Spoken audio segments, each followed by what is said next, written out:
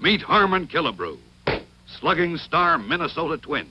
He knows a big man can have a big perspiration problem, so he uses Brake. Big Brake, the deodorant for big protection.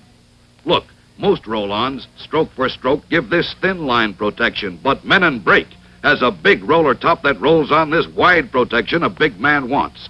Try Menon's Big Brake for big protection. Back here at San Francisco's Cow Palace, the Republican National Convention.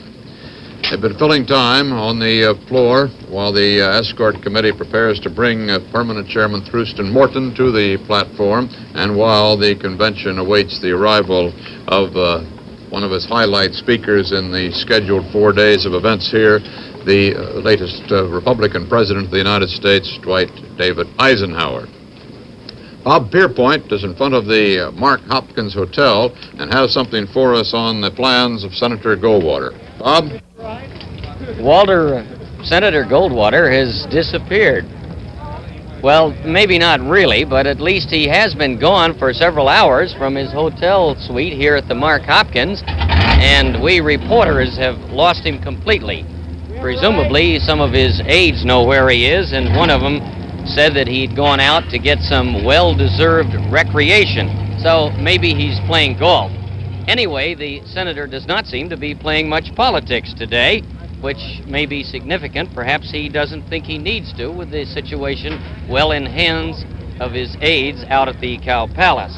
In fact, today has been a rather relaxed one for Senator Goldwater. He started out early with a visit to the Oregon delegation. That's the state he lost in the primary to Governor Rockefeller, and there he got a surprisingly warm reception. One lady delegate tried to entice the senator into an argument over right-to-work laws, but the senator said that that was a matter for the individual states to decide, and he refused to be enticed further.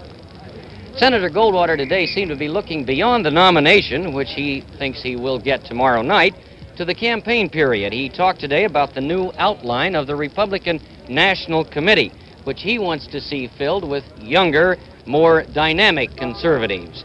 And he sounded like he was already campaigning against Lyndon Johnson. At one point today, he said the Johnson administration has been taken over by the most dangerous of all extremists, the socialists.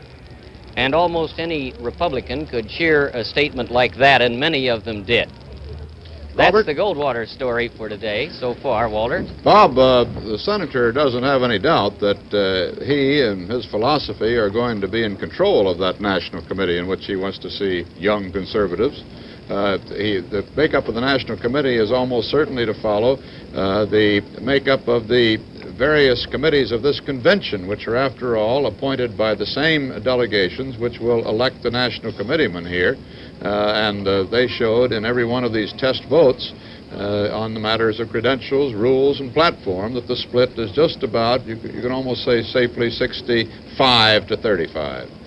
The senator doesn't have any doubt about that, does he? None whatsoever. He feels that he's already got some of the people picked for the National Committee, and there'll be very many of the same people that you're seeing now in these important key positions around that Cow Palace. What do you hear about the chairmanship of that committee? Well, I think at the moment the senator, while he claims not to have made up his mind, highly favors Cliff White. Cliff, as you know, is a very dynamic New York Republican, a longtime leader of the Young Republicans, and he kind of organized this whole grassroots conservative movement for Goldwater starting a couple of years ago. He has brought the senator's delegate strength to its present peak, and the senator thinks very highly of him. The matter of the national chairmanship is a precise parallel to the vice presidency. The national chairman can be picked by the presidential candidate. The politics being so utterly simple. The same people who must vote on the candidate on the floor of the convention are the same people who vote for the national committeeman, and the national committee is the people who vote for the chairman. So the candidate has control over the situation. Would you say, Bob? Absolutely, and in this case, Senator Goldwater has shown that he and his people have complete control over not only what's going on at the Cow Palace, but over a large percentage of the delegates here and in the grassroots around the country. They really have done a job in organizing the conservatives among the Republicans, and this steamroller has been moving, and it's flattened out a lot of the moderates and liberals in the party. Thank you, Bob. Pierpoint will be coming back to you. When you've got something else, let us know. On the floor of the convention, Martin Agronsky is keeping up with details of the coming platform fight. Martin, what's the latest? Well, the latest is that they're still disorganized on the Scranton side. They're not at all certain as yet whether they will go beyond a roll call vote on the extremism proposal to the platform. You know, the other two are presidential control of nuclear weapons and civil rights. I think that the disorganization here, the inability to arrive at a decision, is a pretty good demonstration of what has happened to the whole movement against Mr. Goldwater. The Scranton people are unable to decide even on a tactic on how to amend the platform, even on a tactic on how to bring the floor fight on a platform issue, whether it should be on civil rights, whether it be on nuclear weapons, or whether it should be on extremism. This kind of diffusion of leadership, this kind of indecision, is a true reflection of the state, the political state of the anti-Goldwater forces here. There is no one person who has taken over. There's no one person who seems at all certain about what to do. Many of the Scranton people are really furious with Senator Scott for having accepted from Mr. Miller, the Republican National Committee chairman, the rule that only one roll call vote will be held, and that on extremism. They are in revolt about that, but the revolt again is a useless one because it seems very unlikely that they'll be able to get the requisite number of delegations, that is a majority of 6 delegations, to demand the roll call vote on the other two issues. And I think that really this whole fight is going to die with almost a whimper rather than a bang. It's just going to fall away, slide away out here on the floor without any really spirited effort to contest the Goldwater forces on any issue, the platform, or on anything else.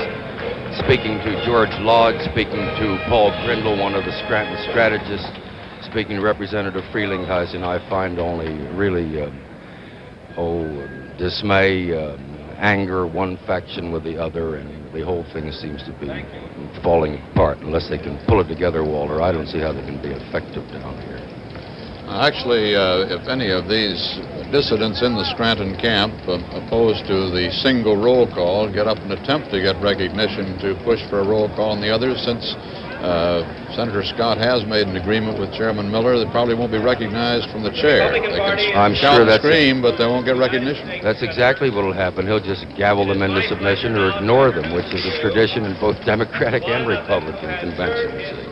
Might be the reason that Craig Truax has got that bullhorn down there on the floor. At least he can cause a lot of noise, or some like him, if they want to, but they still don't necessarily have to be recognized. No, they don't, Walter. I think if you ever want to see a perfect example of turning a deaf ear, you're going to see Mr.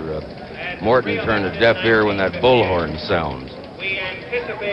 They have no intention whatsoever of permitting the 3 roll call votes, and they simply haven't got the strength to do anything about it. One last desperate effort on the part of the Scranton people who want the 3 roll call votes was to try to get the letters from chairmen of 8 delegations to present physically on the platform. But the last I heard about that was they couldn't get the chairman of 8 delegations together to give them that particular permission. So it's difficult to see what particular technique or tactic they can undertake practically to get this thing started. Right, Martin. We can now see Martin entering the Scow Palace, former President Eisenhower with his escorting committee, and over on the left of your screen, occasionally you get a quick view of Colonel John Eisenhower, his son. The escorting committee, appointed by the chair to escort General and Mrs. Eisenhower into the convention hall and to the podium, include Thomas McCabe of Pennsylvania, an industrialist who worked hard to get Governor Scranton into this race, William Brock of Tennessee, G. Harold Alexander of Florida, Mrs. Marion T. Fuller of Maine, Mrs. Donald G. Nutter, the widow of the former governor of Wyoming, and Mrs. Julia Maddox of Oklahoma. The general is being ushered into the VIP trailer here, the trailer for very important personages, of whom there is certainly none more important at this convention than the former President of the United States. Now, at the podium of this convention hall is Senator Roman Hryska of the state of Nebraska, who is beginning the series of introductions before bringing Senator Thurston Morton to the stand, the permanent chairman of the convention, which is the order of business immediately preceding the presentation of former President Eisenhower. Dan Rather is on the floor of the convention at the Texas delegation. Dan? Yes, Walter. We're standing with the Texas delegation and Peter O'Donnell, Jr. of Dallas, who you may recall as one of the very early backers of Senator Barry Goldwater and the chairman of the Draft Goldwater Committee, and Albert Fay, who's a national committeeman from Texas and another of the early backers of Senator Barry Goldwater. Gentlemen, do you think any one or all three of these platform fights that the Scranton forces and the moderate forces want to be successful with here today will be successful? How about it, Mr. O'Donnell? Well, we don't know the language of their proposal, and with the arguments that will be presented in support. I, for one, have a good deal of confidence in the members of the platform committee and the documents that they adopted, and I think this convention does too. Do you consider the fight on the so-called extremism issue a fair one? Is that a fair issue to bring to the convention floor, Mr. Fay? Well, you can bring anything to the convention floor that you want to, but to me, just to single out any one organization and just try to name it as an extreme organization when there are probably many others in the country doesn't seem quite cricket to me. If they want to just say extremists or something like that, it would be better, in my opinion, than to try to single out some organization by name. I would like to comment on that. That is precisely what General Eisenhower said yesterday. He said, "I do not believe in condemning any group by a specific name." There was a report that former Army General Edwin Walker is in the hall, and there was another report that he had tried to get tickets from the Texas delegation. Do you know anything about that? Yes, I just checked on that since I had been requested to do so. He is not a member of the Texas delegation, nor does he have any Texas badge or ticket. How about Oilman H.L. Hunt of Dallas? There also was a report that he was with the delegation. No, that's not correct. I understand he has a hotel room here in the city, but he's not a member of the Texas delegation, nor does he have a ticket. How about this report that he had a whole floor at the Jack Tar Hotel and was involved with your communications? Well, that seems to be somewhat exaggerated. I understand someone checked with the Jack Tar management, and he had one room. Thank you very much, Peter O'Donnell and Albert Fay of Texas. Walter, that's it from the Texas delegation. Dan, on the matter of General Walker, did he come to the convention hall tonight, Cow Palace, and try to get in, do you know? Or is he in the stand somewhere? Walter, we've made a thorough round of both the galleries and the floor, and we have not seen General Walker. The report apparently originated in the Oklahoma delegation. We checked back with the Oklahoma delegates, and among those seated could find no one who even thought he had seen General Walker. It's just one of those rumors that occasionally sweep back and forth across the floor. He is known to be in San Francisco. Dan, you've covered Texas politics quite diligently over the years, having been stationed down there for a while. Does General Walker take an active role in Republican Party politics in Texas? No, Walter, he's never taken an active role in any party politics, actually. You may recall when he ran for governor, he ran as a Democrat. It was generally thought that he might run as a Republican before he made that decision, but he ran as a Democrat, and the Texas delegation here at the Republican convention has been saying all morning that if Walker's here, they don't even want to see him because he is a Democrat. But he's never taken an active role in party politics. Well, that's what I wanted to straighten out with that question, because that was my memory of it, and those are the facts. And the fact that he's rumored to be here or taking any kind of a role certainly seems to be a wide stretch of the facts. Well, if he's here at all, it would have to be, it would seem, simply as an observer. Right, thank you, Dan. And now, the permanent chairman of this convention, Senator Thurston Morton of Kentucky, has just been introduced and is making his way to the podium.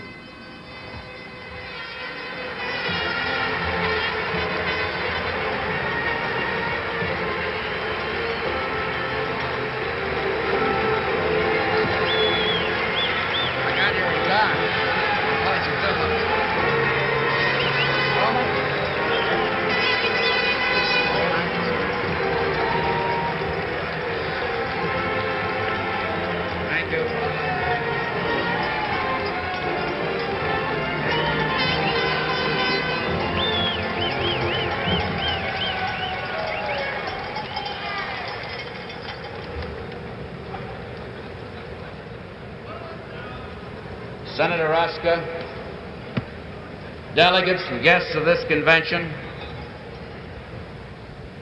as all of you know, I'm a peace-loving man. I live by that verse from 26 Proverbs, which I read. He that passeth by and vexeth himself with strife belonging not to him is like one that taketh a dog by the ears.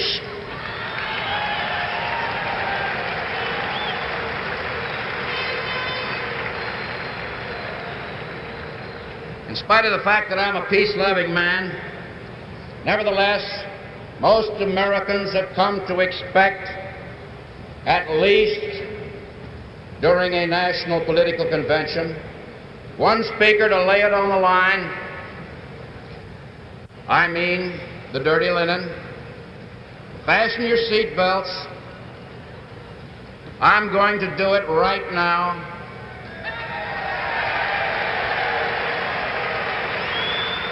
I'm going to talk Republicanism right now, and if anybody doesn't like it, they can leave right now.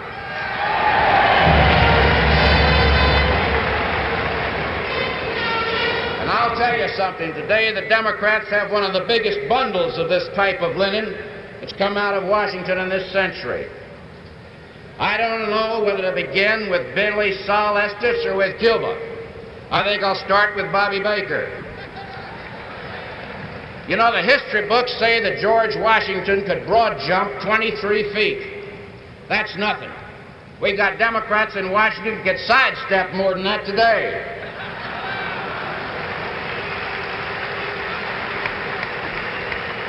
I think they proved it in the Bobby Baker investigation, if you can call it an investigation. That was something. When the reporters asked President Johnson if he wasn't bothered by Bobby Baker, his 11-year protege, making a couple of million on a small Senate salary, and saying he had 10 Democratic votes in his pocket in the Senate alone, and the president said, "Bobby who?" You know what happened after that. They've tried to whitewash this thing, and with their huge majorities, they hope to make that whitewash stick, but I predict to you that they won't. Then there was a case of Billy Sol Estes. He'd go over to the Department of Agriculture, and he'd yell at the Democrats over there to jump. And on their way up, they'd ask him, "How high?" And the shakedowns in civil service, the shakedowns for contributions from defense contractors, when we asked the Attorney General to look into this as a violation of the Hatch Act, all we got was, quote, "We don't have any positive evidence," unquote. Now, my friends, if we only had corruption these past 4 years, we might excuse it on the grounds of the capacity of those who were appointed to high place. But it's more than that. It's not just corruption that's resulted from the downhill plunge in political morality these last 4 years.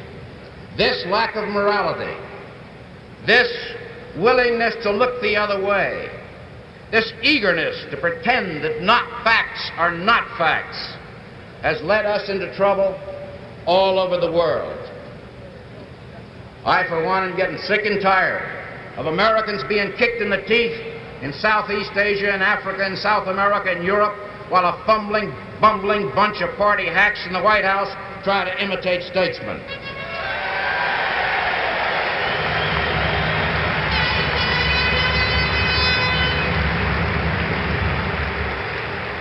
Everywhere on this green earth that we look today, the peace so carefully wrought under the Republican Eisenhower administration is falling apart.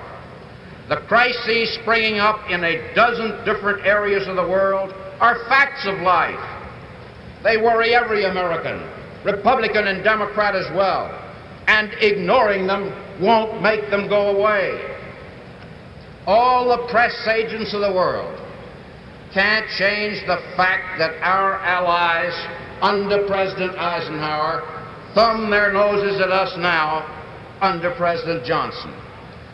In Guinea, in Ghana, in Zanzibar, in the Congo, we've sat on our hands and played a game of let's pretend. When Dwight Eisenhower was President of the United States, the White House told the Communists America's position in no uncertain terms. If need be, our Republican asked Congress for a joint resolution of support. The world knew that Americans were united, and that we were united on a concrete, specific, unmistakably clear policy, and it was successful. It was successful because our friends and our enemies knew where the United States stood and were not bogged down by a contradictory, confusing deluge of press releases and so-called inside stories. That's what America wants today. A clear-cut statement of what we're for and what we're against. And under the Democrats, we don't have it.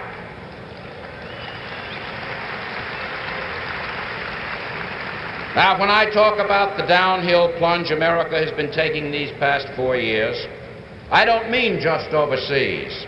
I mean here in the United States, where government press agents have tried to convince Americans that the Democrats are on an economy drive. Now, this might be funny if it didn't involve the dollars that hard-working Americans have to hand over to Washington every year.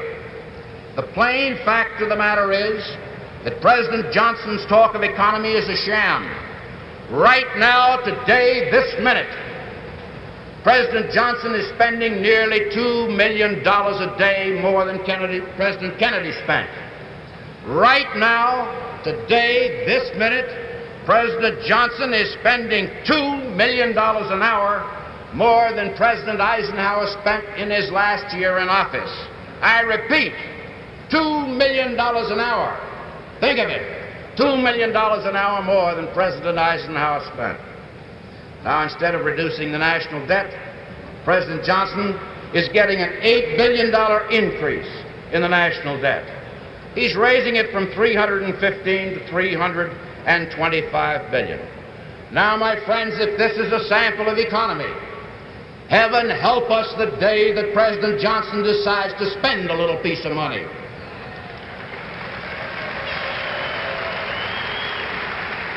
They told us that he was cutting down on federal employees. We got our hopes up over that one until we found out that it was a reduction of 0.5 of 1%. Then we found out when we got the budget message that they're putting on additional employees under contract, and the Air Force alone is hiring more new people than all the rest of government is reducing or losing under this so-called cutback. This question of not being fair, square, not leveling with the American people is, I think, one that should concern us all.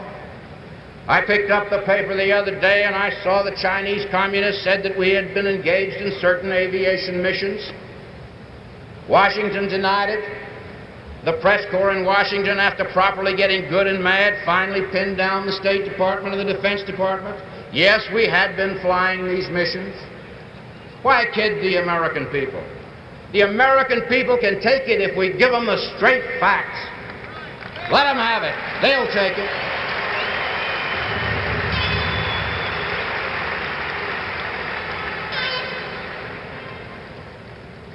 Now, I don't know what's happening in this country. I'm disturbed, and I know you're disturbed about much that has happened. I'm disturbed about the fact that in many of our public schools they no longer have the Pledge of Allegiance to the flag.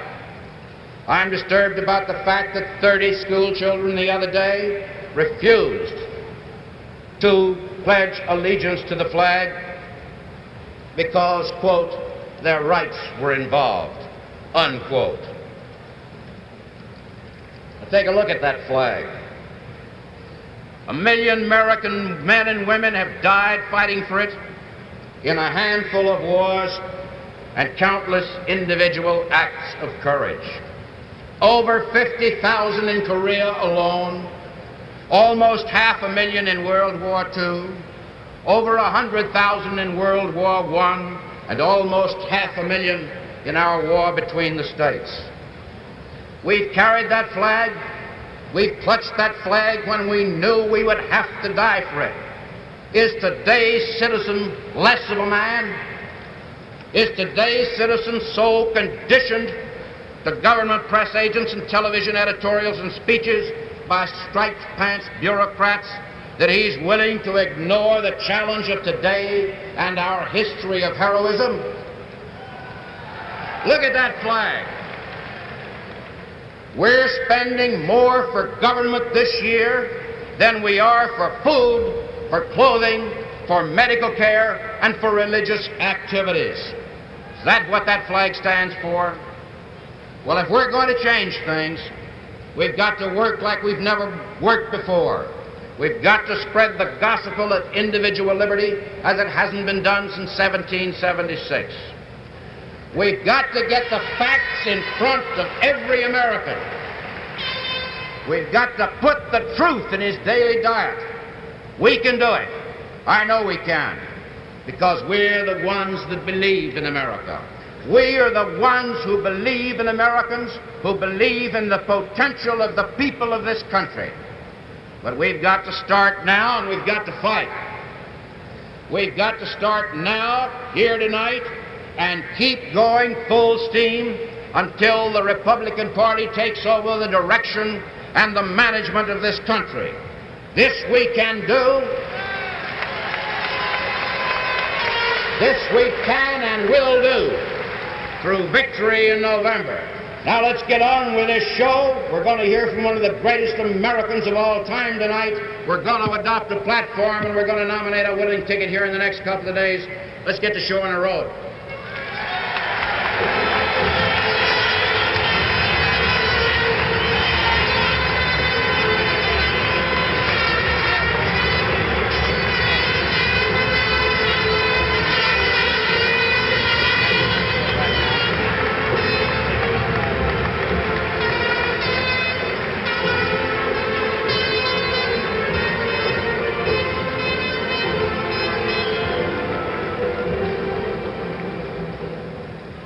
Fighting speech from the permanent chairman of this Republican convention, who has just taken the gavel, Senator Thurston Morton. He'll be introducing former President Eisenhower in a moment. Campaign 64, our CBS News coverage of the 1964 Republican convention will continue in a moment.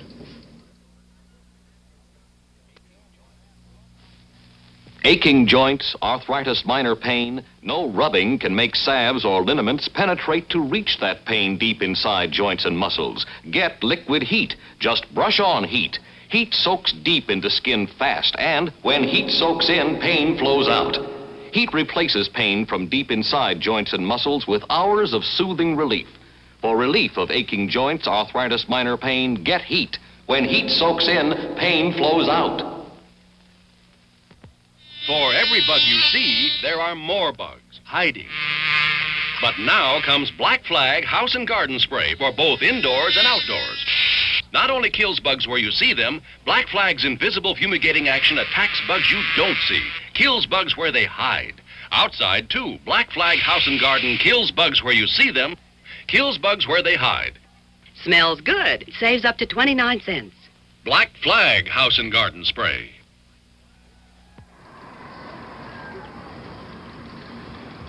Speaking now to the convention is Donald E. Buzz Lukens, the 32-year-old chairman of the Young Republican National Federation, who was elected to that job on a Goldwater for President and conservative platform. He will present the gavel to Thurston Morton as permanent chairman of the convention. And this is John Eisenhower, the president's son, in the VIP trailer where his father is waiting to come before the convention, speaking to newsmen and guards and the convention officials outside of the trailer. After Buzz Lukens has presented the gavel to Thurston Morton, Thurston Morton then will introduce the Minority Leader of the House of Representatives, Charles E. Halleck, who in turn will introduce President Eisenhower. Charles Halleck became the House Republican leader during the Eisenhower administration with Mr. Eisenhower's tacit approval. So it seems particularly fitting that he should be chosen to introduce General Eisenhower tonight. Now for the rest of the Charles Halleck story, here is Roger Mudd. In the congressional elections of '34, Republicans took their worst shellacking ever. That was the improbable year in which Charles Halleck of Indiana first won his seat in Congress. Freshman Halleck volunteered for everything, soon was known as Available Charlie. What the country needed, said Halleck, was a new Coolidge. But in '40, he made the nominating speech for a most unlikely Coolidge, Wendell Willkie. He explains, "I thought Willkie could win." 8 years later, Halleck thought Tom Dewey could win, especially if Halleck were nominated for second place. Halleck wasn't, and Dewey didn't. But Halleck had already won the party's second place in the House of Representatives. It took him a dozen years to edge aging Joe Martin out for number one. As floor leader in '59 and '60, Halleck delivered the vote for Ike. Got a thank you note saying, "You are a political genius." Halleck won few thank you notes from President Kennedy. He molded a conservative coalition with Southern Democrats which built many a fence around the new frontier. But this year, Halleck broke that coalition wide open by leading House Republicans to a resounding yay for the Civil Rights Bill. Along with the party's Senate leader, Everett Dirksen, Halleck achieved a kind of show business fame with a weekly TV statement of party policy. Quickly called the Evan Charlie Show, it's had less than rave reviews from younger Republicans. Many regard the dour 60-ish image of their party leaders as politically uncommercial. Nevertheless, Halleck remains at 63, one of the scrappiest sluggers in the Republican ring. He calls himself a gut fighter. No one is surprised at this convention to find him in the thick of the action. And we'll be seeing him at the platform in just a moment. The huge gavel has just been handed to Chairman Morton. Let's go back to the floor.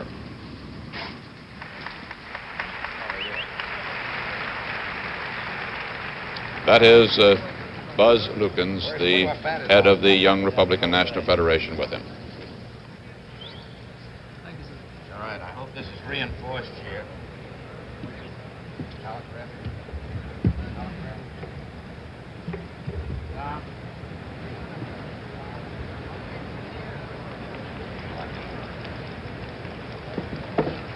There happen to be some traffic problems getting out here, but I think we're underway. I would now like to ask the committee, which has already been appointed, to escort former President Eisenhower and Mrs. Eisenhower to the platform, to proceed to the rear of the platform for their pleasant mission.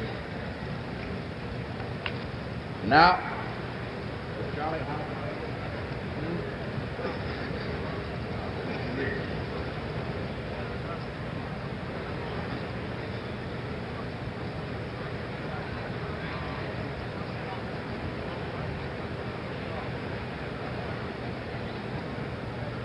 would Congressman Charles Halleck please come to the platform at this point?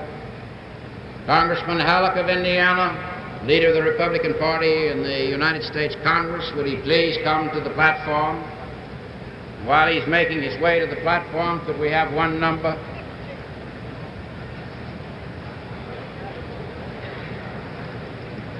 Eric, as far as we know, this is the first part of the scheduling that has gone amiss with a missing Charles Halleck. Thurston Morton has to call for some entertainment while they find him and get him to the platform. He's not out in the trailer with the general. Well, I wonder if maybe he is out there. We didn't see him go into the trailer, but that doesn't mean that he's a man there. that rarely misses a cue in politics. I would be surprised if he missed this one.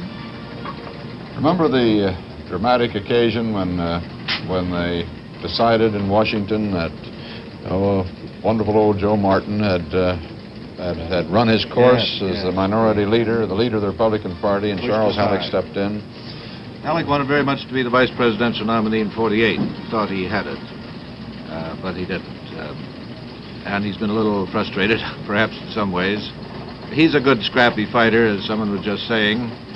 The Morton speech was also a scrappy, real campaign speech, perhaps more speed than altitude. However, remarked Mr. Dooley long ago that politics ain't beanbags. And this is always required in an American convention.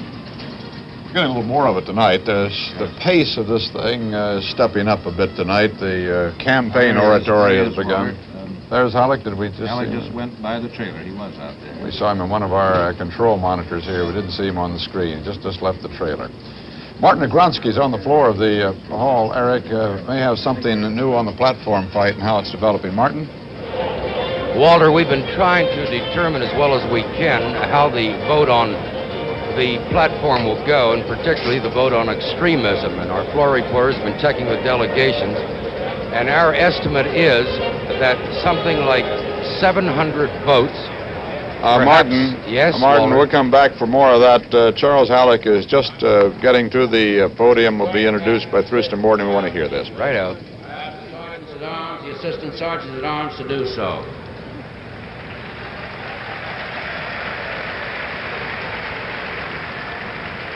Now, in a few minutes, we're going to hear what will perhaps be the most important address of this convention or any other.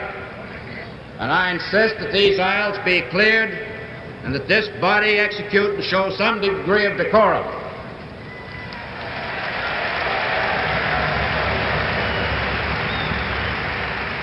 Now, that's May better. I It's going say to sound I like a compliment convention. the delegates for the attention that they are paying and for the fact that they are in their seats. But let's get these aisles cleared, and cleared now. We're not going to proceed until they are cleared.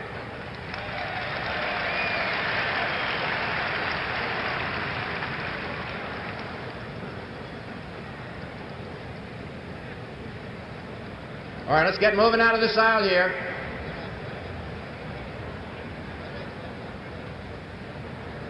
Martin, if it takes them a second to clear the aisles, maybe you can finish that statement.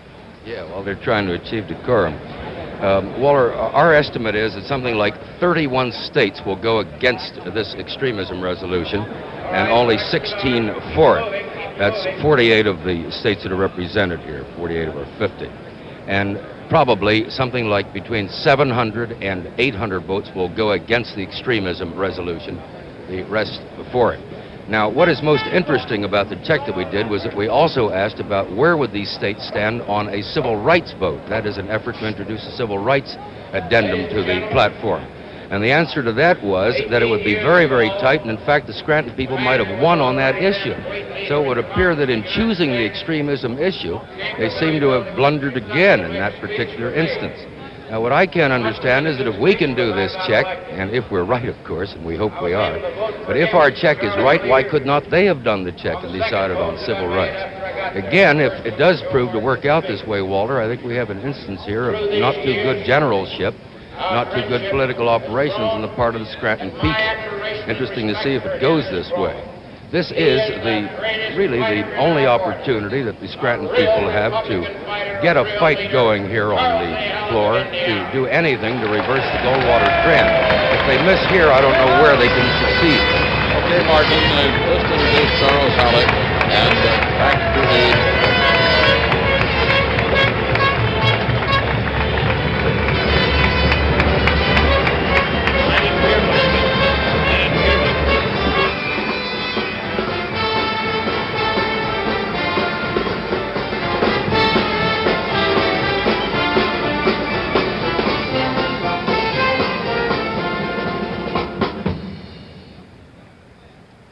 Chairman, delegates to the convention, ladies and gentlemen, 8 years ago it was my privilege to place in nomination for re-election to the presidency of the United States the most widely beloved man of our age, Dwight D. Eisenhower.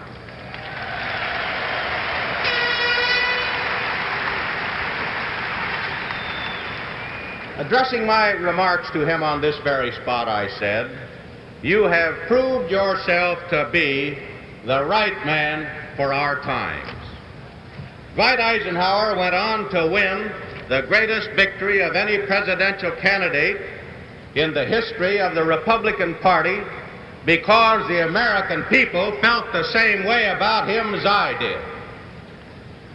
Why was Dwight Eisenhower right for the times? As general of the armies, he had led the mightiest military force of all history to victory over a tyranny which threatened to enslave the world. As President of the United States, he had brought peace to a nation suffering the agony of a frustrating war in Korea, a war we had not been allowed to win and didn't dare to lose. He had forged a foreign policy that also kept us out of any new wars. And my friends, as we look back, wasn't it wonderful to go through 8 wonderful years without a single American boy being killed in armed conflict?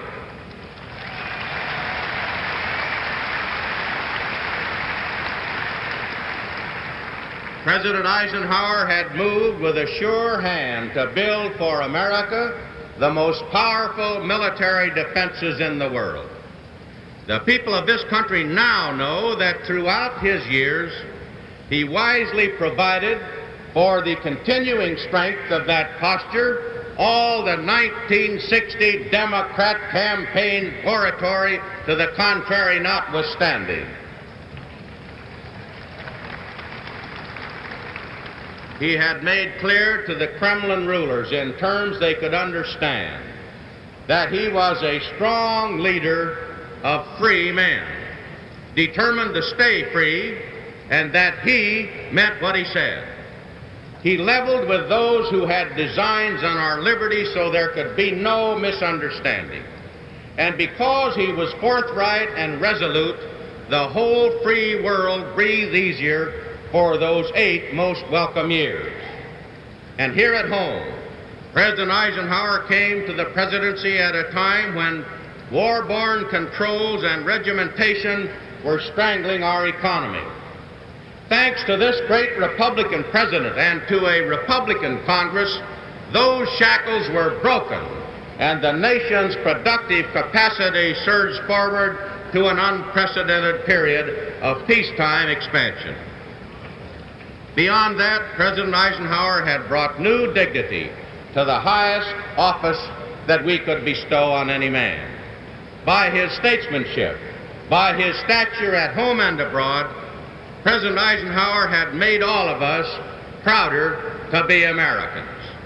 He had led us to a peace and a new era of solid progress and prosperity in a world without war. Small wonder the free men and women of America swept him back into office in one of the greatest displays of confidence and trust ever accorded any chief executive. The American people did this without President Eisenhower ever asking Congress to vote him campaign funds in the guise of meeting human needs.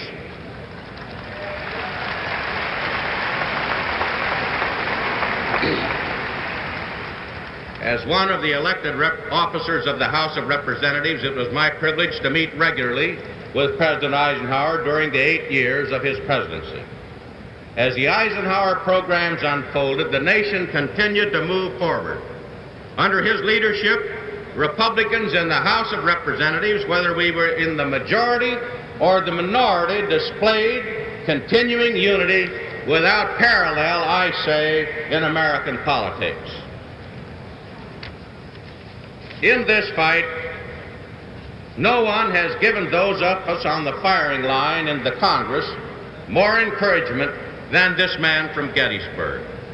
Our Republican esprit de corps in the House of Representatives stems in large measure from this grand soldier statesman's devotion to duty, his courage, his integrity, and his selfless dedication to the service of his fellow man. My fellow Republicans, I say, let's stay with these ideals. Close ranks for these ideals.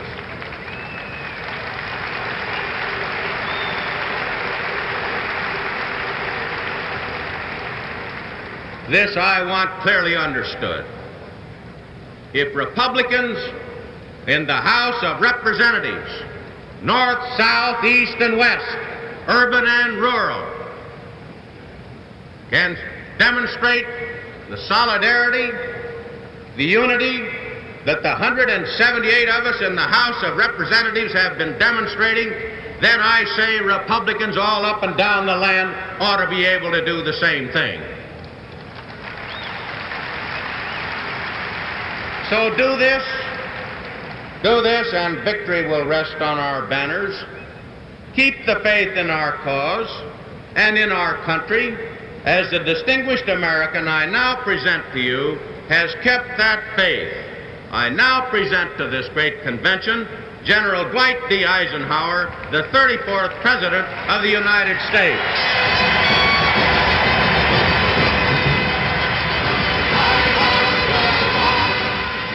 General Eisenhower, Mrs. Eisenhower, son John Eisenhower, leaving the trailer behind the Cow Palace to enter the hall, while the biggest demonstration of this convention so far welcomes him to the scene where he was renominated for the presidency in 1956.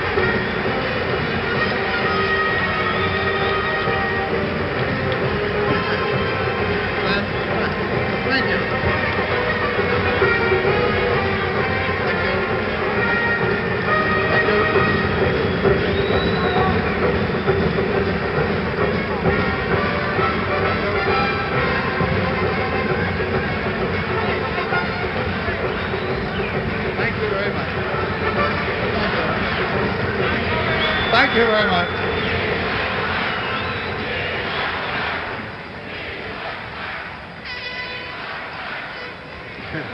Thank you very much.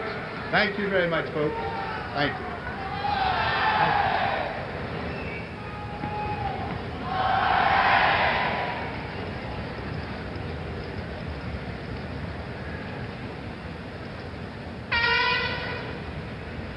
Mr. Chairman, Congressman Halleck, and my fellow citizens, I am here this evening, first of all, as a citizen of the United States, with primary allegiance to my country. But second, I am here with great pride because I am a Republican.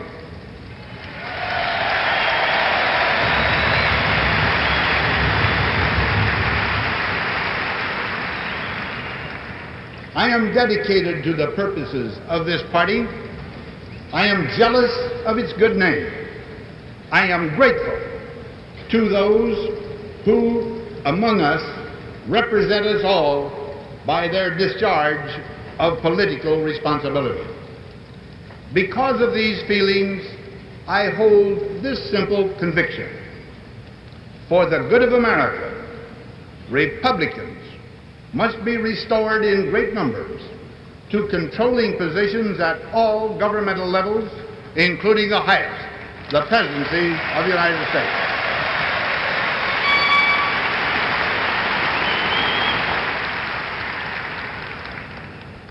Now, my friends, my purpose this evening is very personal. I shall try to give you the reasons for my deep dedication to republicanism as I understand republicanism. To do so, I shall cite a few incidents in our party's history and then take a glance at its opportunities for service today and in the future. This means that only for a moment I must ask you to bank the fires of fiercely competitive intra-party politics and contemplate with me the whole of this great party, the reasons for its birth, its record of valuable service, and the bright promise of its future. Now, please understand that just as soon as I finish, you are at liberty to resume the fray.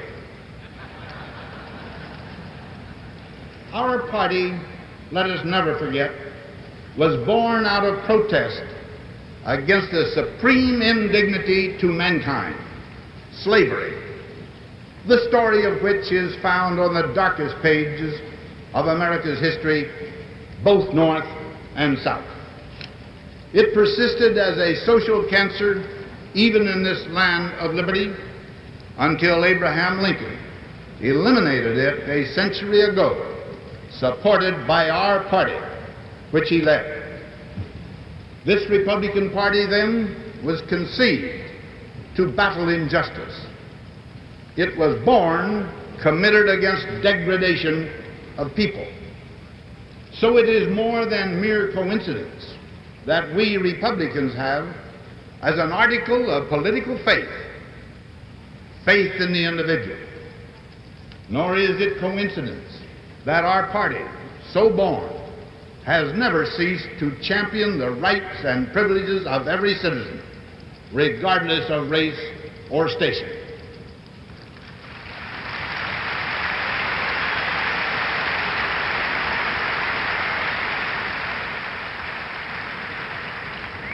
It is not our claim, therefore, and may it never be, that we or any others have the right or duty to control the individual in the legitimate conduct of his daily life. Rather,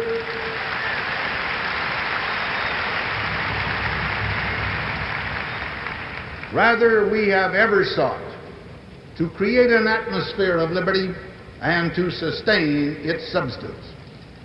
Consistent with this effort, we have maintained that in all those things that the citizen can better do for himself than can his government, the government ought not to interfere.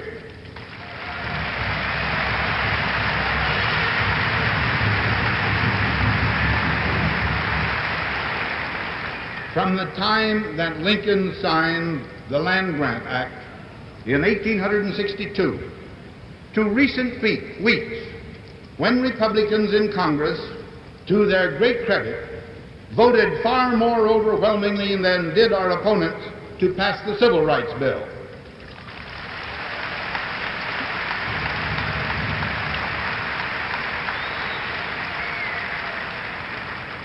During that period of more than a century, our party's programs have reflected concern for the individual, whoever he may be, wherever he may be, whatever he may be.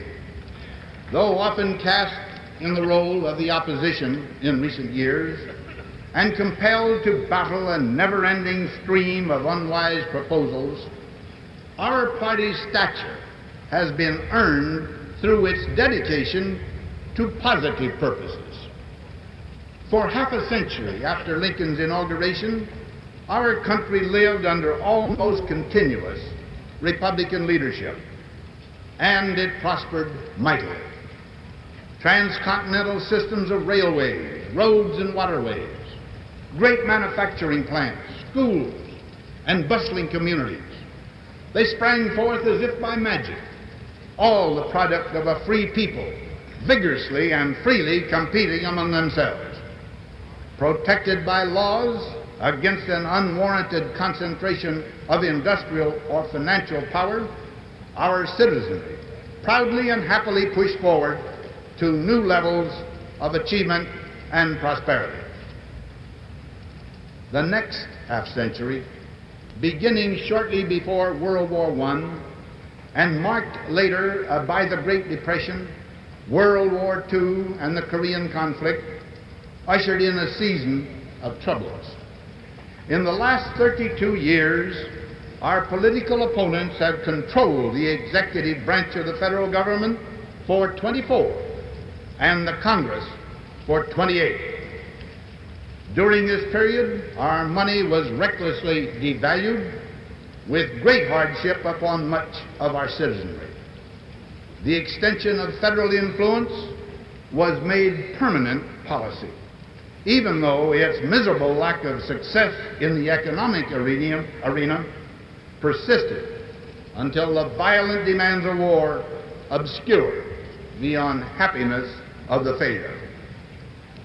The centralizing process even went so far as to include an attempt by summary executive power to seize the steel industry. Now, some of these acts and laws were necessary, others not. But the sinister trend toward paternalism, which now again grows apace, was interrupted only by the 8-year determination of a Republican administration in the 1950s.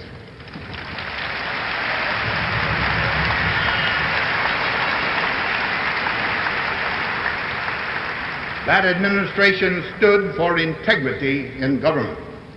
It stood for fiscal responsibility, including disciplined management of public spending. It supported our private competitive enterprise system. It insisted that all public responsibilities be carried out wherever possible by local and state governments, by the federal government only when necessary. Our party stood for a sound foreign policy, within which every critical development would be carefully judged and consistent action forthrightly taken. Recognizing that in this troubled and threatened world, security forces, unmatched in efficiency and strength, are necessary to sustain the peace, our party provided them. At the same time, it insisted upon avoiding the peaks and valleys in military activity that spell always waste and inefficiency and extravagance. It was an administration which set its face directly for the people and their well-being, and directly against any increase in the concentration of power in Washington.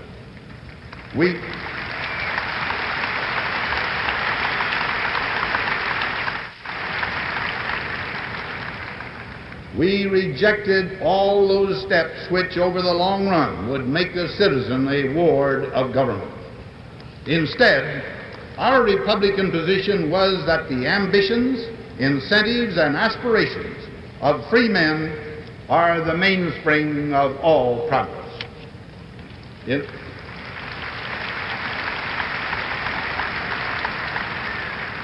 In these years, the party achieved, I submit, a record of strength for America abroad, a record of responsible, common-sense government at home. But the raucous cry of demagoguery has never ceased. Beginning in the 1930s and continuing to today, our countrymen have been subjected to a sustained barrage of political misrepresentation. Let me offer just a few examples.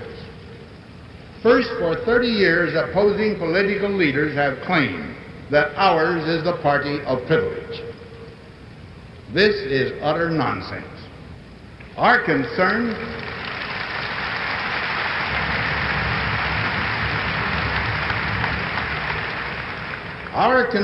for every citizen, whatever his status, shines forth from every tenet of Republican doctrine. The truth is, it is Republicans who think of and really try to serve the littlest of all citizens, the children of America, and even the grandchildren of today's unborn babe.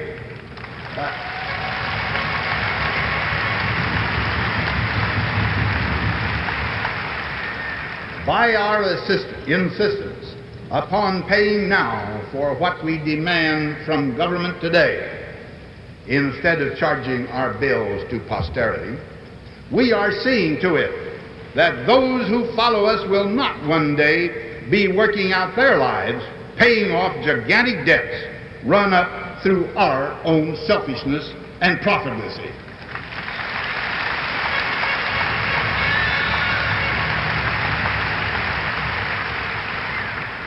This concern for the future is in keeping with Republican conviction and American tradition. America is here not just for a day, a year, a century. It is here. In the Constitution we read, as the purpose of our inspired founders, to secure the blessings of liberty to ourselves and to our posterity. And any political party that counsels us today to ignore the needs of tomorrow so that on deficit spending we may live today in comfort and ease is false to America's true meaning and to our destiny.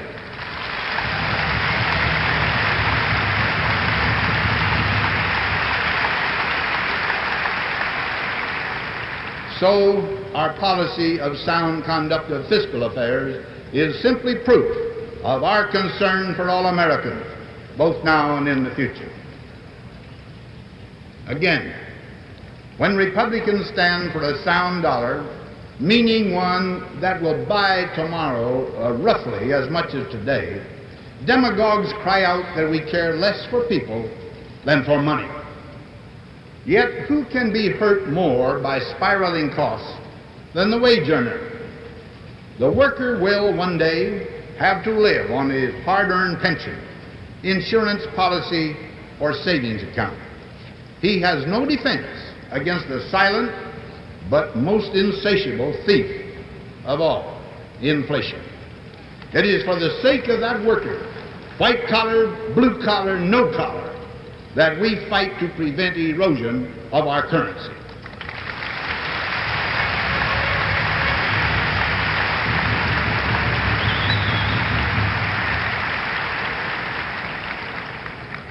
Then, when public opinion polls indicate that Democrats can keep America at peace more surely than can the Republicans, certainly nothing but public misinformation or blind partisanship is reflected. The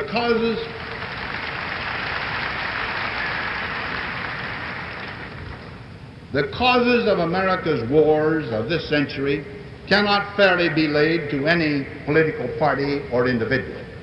But when we remember that all three of them, World War I, World War II, and the Korean War, were started during Democratic administrations, and that none in this started during Republican administrations, it is hard to believe that an informed and impartial public should conclude Republicans are less able to keep the peace than the Democrats.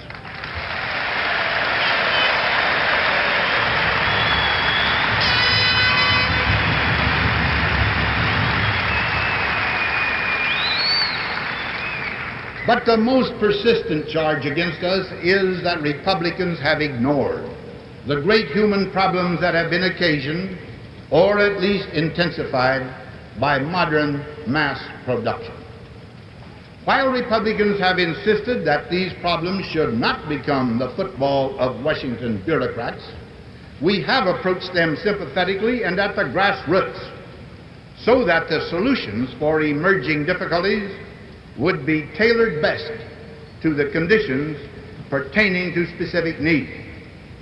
Thus, such participation of the federal government as is necessary would reflect the wisdom and desires of those closest to the problem.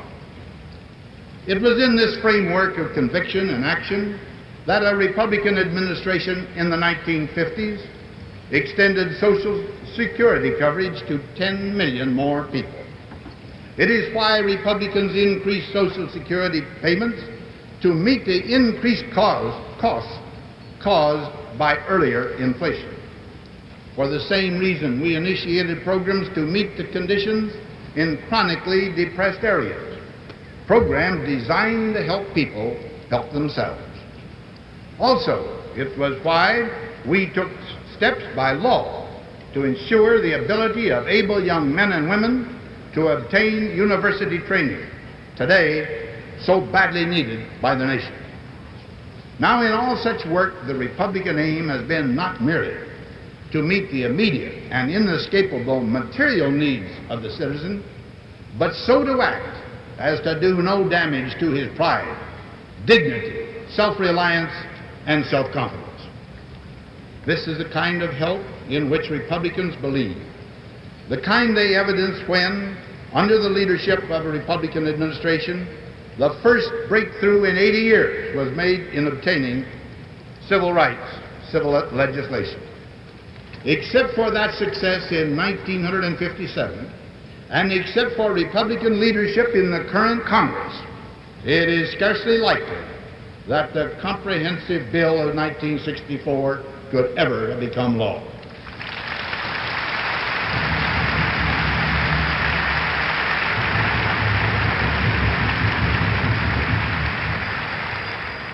Now, my friends, I want to give you something very definitely from my heart. With the passage of this law, I believe that every Republican should now take upon himself a moral commitment, a commitment to do his utmost to see that this law is implemented not merely by the power of legally constituted enforcement agencies, but by the hearts of a determined and free people.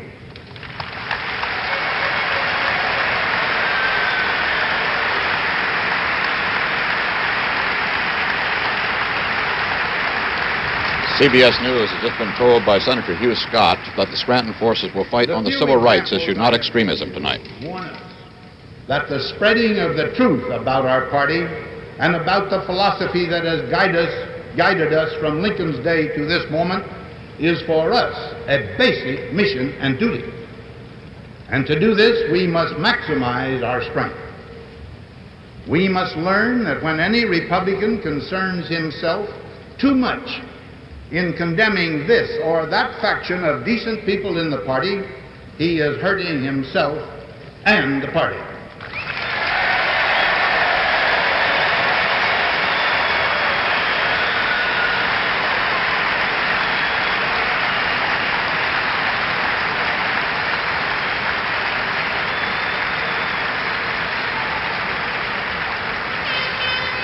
Strength is found in unity, under a consensus broad enough to accommodate the honest thinking of all who subscribe to our basic doctrines.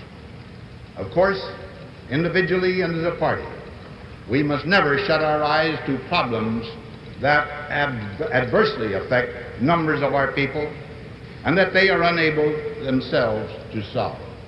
These include certain phases of health, education, care of the aged, civil rights, slums, and impoverished areas. In attacking them, however, we refuse to clothe the federal government with the exclusive power to handle such matters.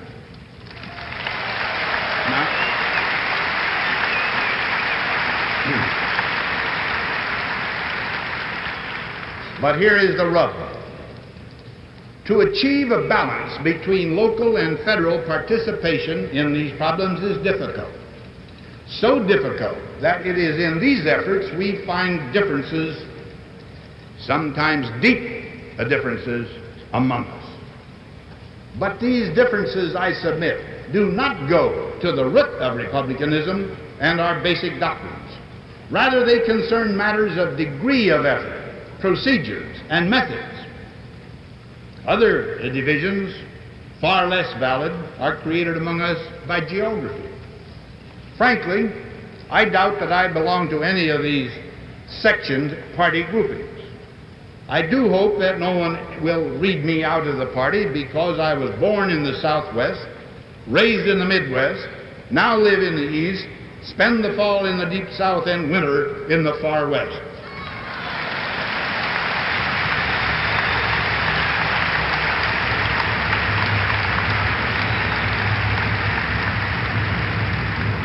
Clearly, Clearly, we should set some definite limits on the extent to which each Republican should go in trying to prove himself a better, wiser, and sounder Republican than any of his fellows.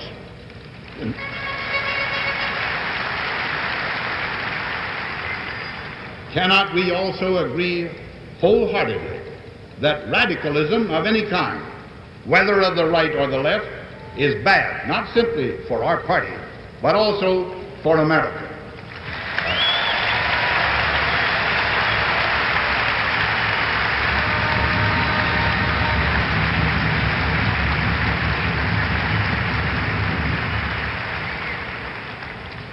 I believe with all my heart that the kind of party ours must be is one that rejects as unfit and unwholesome all who are purveyors of hatred and intolerance, who are prone to the use of violence, who malign the character of fellow Americans, and who baselessly charge decent Americans with treasonable acts or intentions.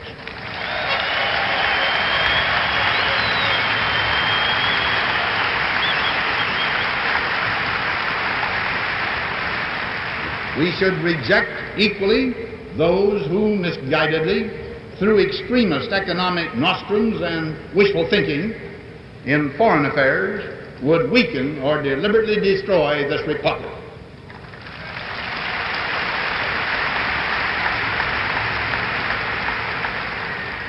Now let me repeat one critical point.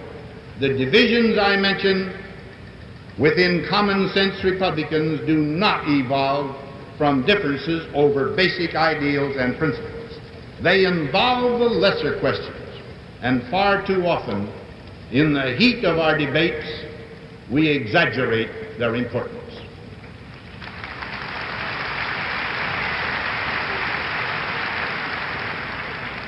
Possibly we should take a good look at ourselves, because if such differences should ever become so deep and permanent that, even after our platform is agreed and our nominees are selected, we are unable to unite in goodwill for victory, then our quarreling groups could hardly coexist in the same party.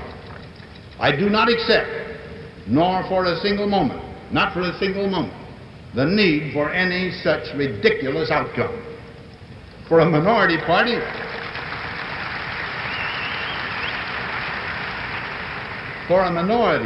it would be tragic and, in addition, stupid.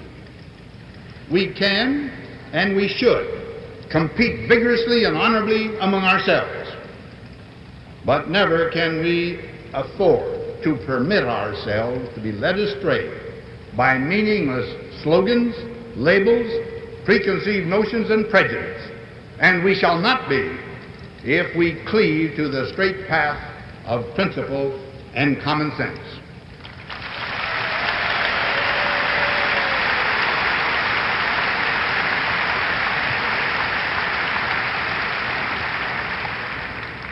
It is my conviction that the disappointed among us should strive to improve our party, not desert it.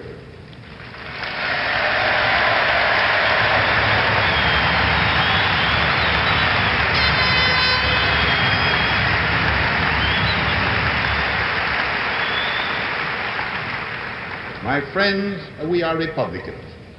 If there is any finer word in the entire field of partisan politics, I have not yet heard it.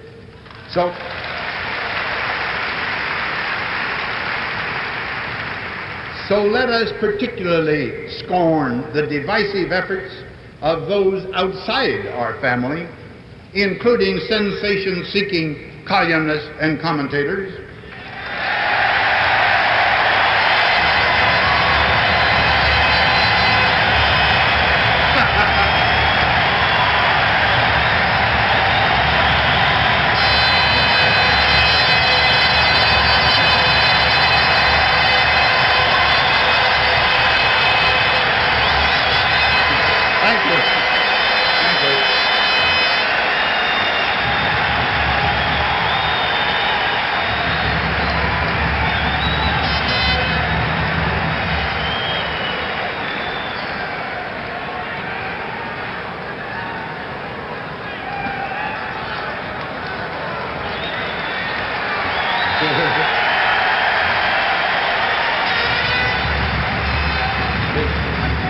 Because, my friends, I assure you that these are people who couldn't care less about the good of our party.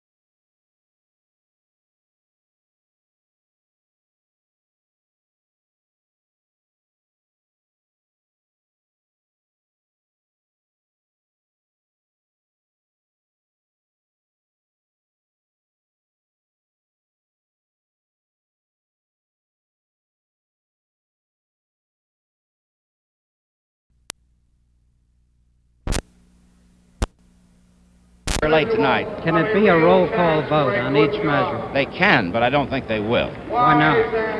They have not so indicated to me.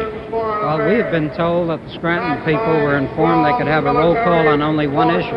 They can have a roll call whenever they can get 6 states to second them. 13 states have sent me letters asking for a receipt from me, and they've agreed to second any roll call requests that Pennsylvania asks for, so they can get all they want. So then, as far as you're concerned, any time 6 states make the request... Not so far as I'm concerned, that's the rules of the convention. Must these requests be made before they go into the debate on each amendment? No, but they've already made them, which is going to maybe save us a little time. In other words, the seconds are there. I don't think that the Pennsylvania group have decided yet on what issues they want roll calls, if any. Well, I understood that, well, here's Senator Scott. Maybe we could get him. No, he's running off. He's been holding caucuses all over this platform tonight. He can get any roll call. He knows the rules as well as I do. Senator, do you expect this to end at any decent time in the early morning, or can it be prolonged even beyond roll calls and the debating? Oh, I should think we'd be out of here by 11 o'clock Pacific Daylight Time. Of course, that's pretty late in the East. Yes, it is indeed. Thank you so much. But I want to get it cleaned up tonight. Fine. Back to you, Walter. Chairman Morton wants to get it cleaned up tonight so he can keep this convention on schedule. The schedule for the convention calling for the approval of the platform tonight so that it can move into the nominating and balloting for the president tomorrow, and Thursday, the acceptance speech and the vice presidential election and close of the convention on Thursday. Recapping for you very quickly what's been happening here this evening in case you have tuned in late. There is brewing a fight on the platform that has been presented to this convention, or is being presented to this convention, in an hour and 15-minute long presentation by 15 separate members from Congress of the majority on the Convention Platform Committee of the majority platform. The Scranton forces have chosen to fight on 3 issues. They're bringing substitute planks to the convention, and we'll present them shortly. One, condemning extremism and naming specifically the John Birch Society, the Ku Klux Klan, and the Communist Party. 2, a stronger plank on civil rights than recommended by the majority of the Platform Committee, a plank that would call specifically for a strong enforcement of the civil rights law, whereas the Platform Committee's majority report calls only for execution of the law, and the Scranton forces say that could simply be a signature by the president, and they need something stronger than that.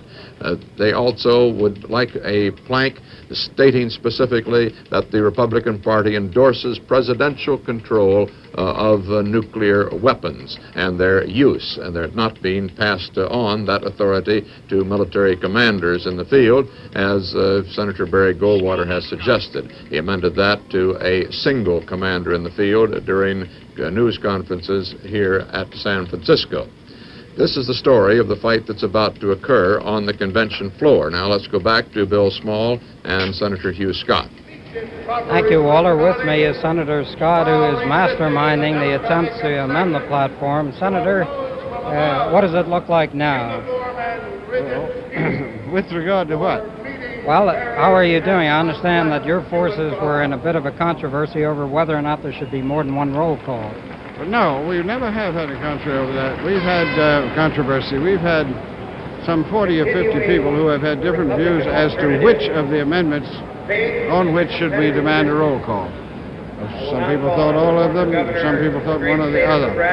I had to make the decision, and I decided the roll call would come on civil rights because on the extremism issue, there are 2 points of view coming up. The Scranton point of view is represented by our amendment, and the Romney point of view, which is also a moderate point of view. Both of them will condemn right and left-wing extremism. Our amendment will go a little further and be more specific. We'll condemn the John Birches by name. As to civil rights, our proposal goes quite a lot further than the platform in some particulars. It seems the logical one on which to demand a roll call. The issue of nuclear civilian control of nuclear weaponry, and they come rather late at night, and therefore we might have trouble holding some of our people here. Moreover, we might end up with some agreement to accept this in view of the fact that the former Secretary of State, Christian Herter, is going to present it. And a great many members of Ike's team have issued a statement. I don't have it with me. You must have caught it.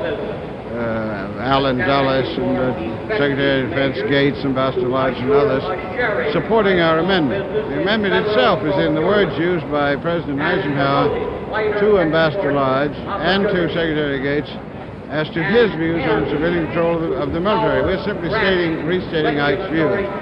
Well, we think that's so moving that we would expect to handle it by a simple presentation.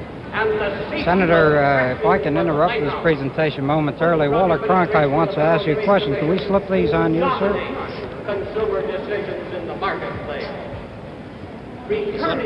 Senator Scott. Yes, Walter? Good to talk to you by this remote control. I can see you down there at the rostrum from our eyrie up here high above the Cow Palace. Senator Scott, I was wondering, there's been quite a bit of discussion by some of us through information we're getting from the reporters around at the hotels and in the field of the discussion this morning of the Scranton Force strategists over whether to ask for the roll call on the matter of extremism or civil rights. Could you fill us in on just what the thinking was as to how you chose extremism as the issue originally? Well, originally we chose, there were many different views. Some people thought one, some another, some the nuclear issue, some thought roll calls on all of them. What we did was to distill the views and at first and briefly come to a view that perhaps extremism... Senator Scott, excuse me a moment, sir. Have a record book. Senator Scott, excuse me a moment, sir. Would you ask Bill Small, who can't hear me because you have his headset, to hold the microphone a little closer to you? We can't hear you very well, sir. Will you hold the mic a little closer, Bill Small? That's it. Thank you, sir. Right. Always glad to help. I'll join the union. Now, if anything happens politically, come see us. You bet. Brother, can you spare a dime? Why, what we finally discovered was that as we went among the states, it would be better to follow the consensus of more of the states as to which one we should have a roll call on. And we found that, by and large, more delegates voted for the civil rights issue than the others. And so I made the decision that we would go ahead on civil rights on a record vote. I have an agreement with Senator Morton. At this last count, I think there are 13 states which have sent up little notes that they will second the motion of Lieutenant Governor Schaefer of Pennsylvania, acting chairman of our delegation. He will move for a record vote. 13 states are prepared to rise in their places and second it. It may be, knowing the parliamentary procedure, as Senator Morton does, that he may simply say sufficient seconds have advised me, and the clerk will call the roll. Senator Scott, would it prove embarrassing to you if from the floor there's a demand for more roll calls than the one on which you have an agreement? Well, I can say this. I made an agreement. I am bound by it.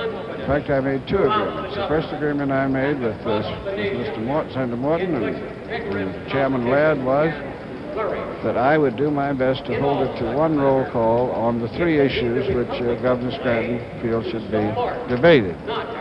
I found that it was hard to do. There was great deal of sentiment for going ahead with two more, but I said I've given my word, and that's it.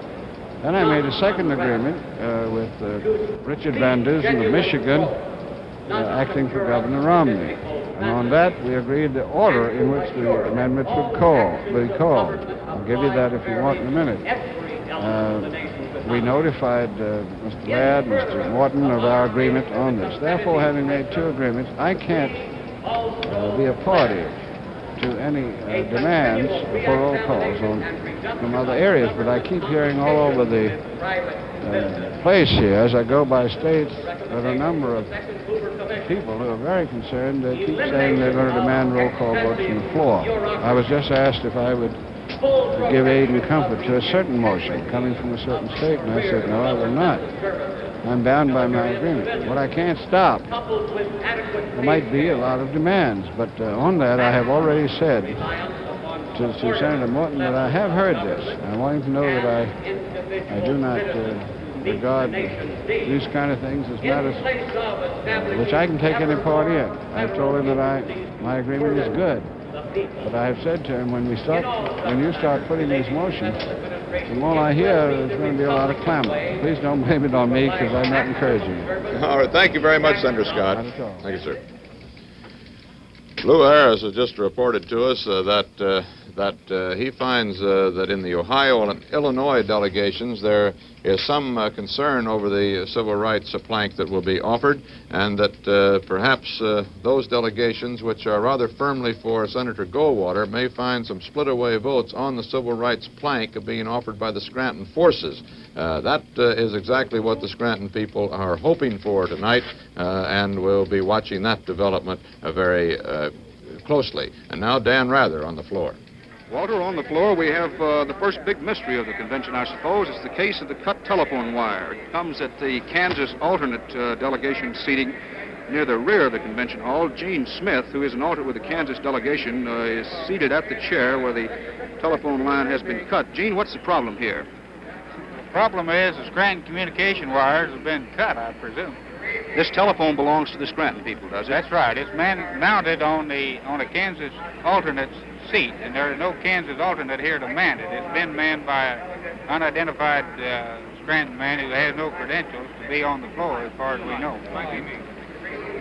He was seated in his seat, and we asked him to move and replace it with the Kansas alternate. Are you sure that wire has been cut? It looks like it might have been frayed a little. Is there any doubt in your mind it was actually cut?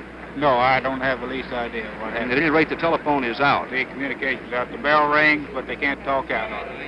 I don't have any idea who did it or how. Have you asked the Scranton people to move this telephone? I certainly have. Why did you ask them to move it? So that they could get it someplace where they wouldn't have to be jumping over my shoulder when they needed to listen and talk on it. It's a closed-circuit communication system. Apparently, it was installed here some time ago. They had no way of knowing who would be sitting in the seats and who the seats would be assigned. But you want it moved at any rate? I'd certainly like to have it moved, yes, sir. Walter, that's the case of the cut telephone wire on the Scranton phone at the Kansas alternate delegate position. This is Dan Rather on the floor. Back to you now, Walter. Incidentally, our CBS News poll of the Kansas delegation has shown that 16 votes of their 20 votes are committed to Senator Goldwater, are leaning that way, and 4 are for Governor Scranton. Campaign 64, the CBS News coverage of the 1964 Republican Convention, will continue in a moment. Dear, did you ever want to be a doctor? Well, I once had hopes of being a tree surgeon. Our son wants to be a doctor.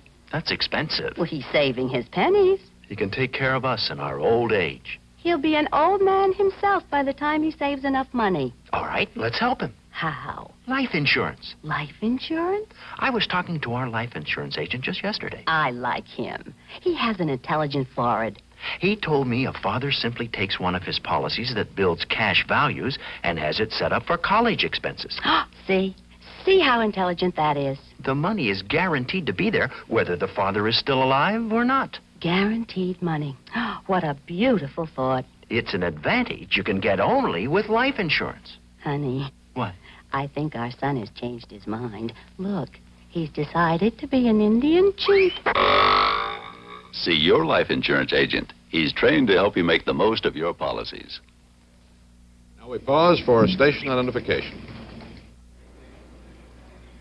This is the CBS Television Network.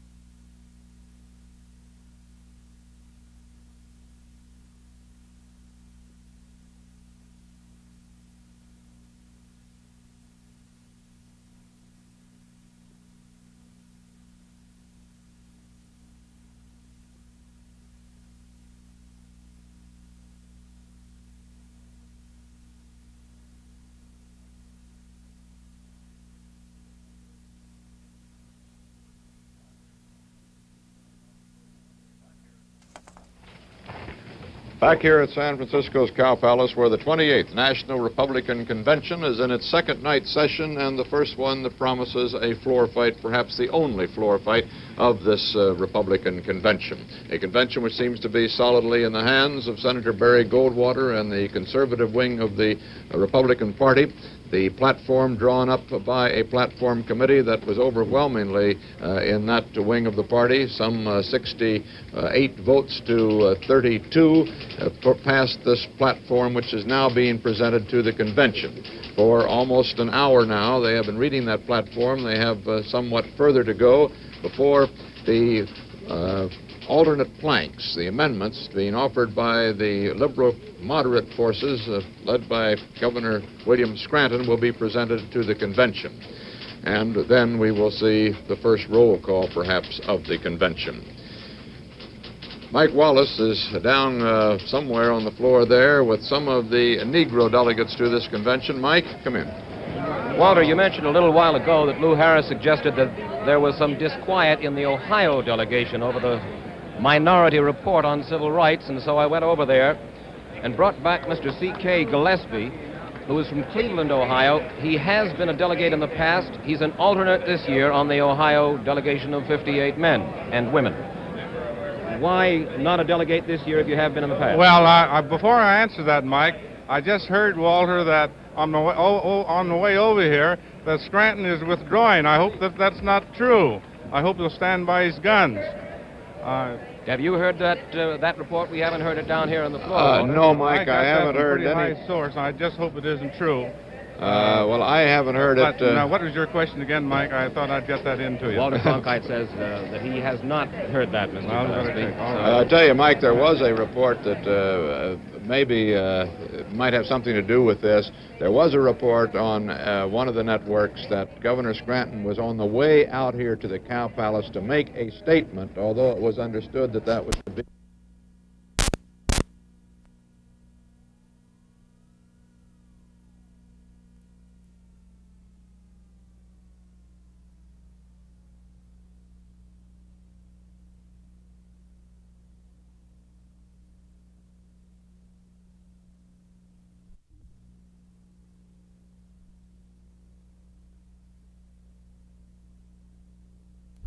something to do with this. There was a report on one of the networks that Governor Scranton was on the way out here to the Cow Palace to make... It's fair. What's the reason? I don't know. Stupidity, I suppose. But a million Negro votes in Ohio are certainly entitled to at least one delegate. And I think it's just stupid on the part of my party not to have Negroes as delegates. And we haven't had a delegate, a Republican delegate from Ohio since 1948, at which time I won. You haven't had a Negro delegate. Negro delegate in Ohio to the Republican convention since 1948, at which time I ran against the Taft candidate for delegate and beat him. And I beat all the Taft, beat their money, and became a candidate for Stashen. Well, how do you imagine the Ohio...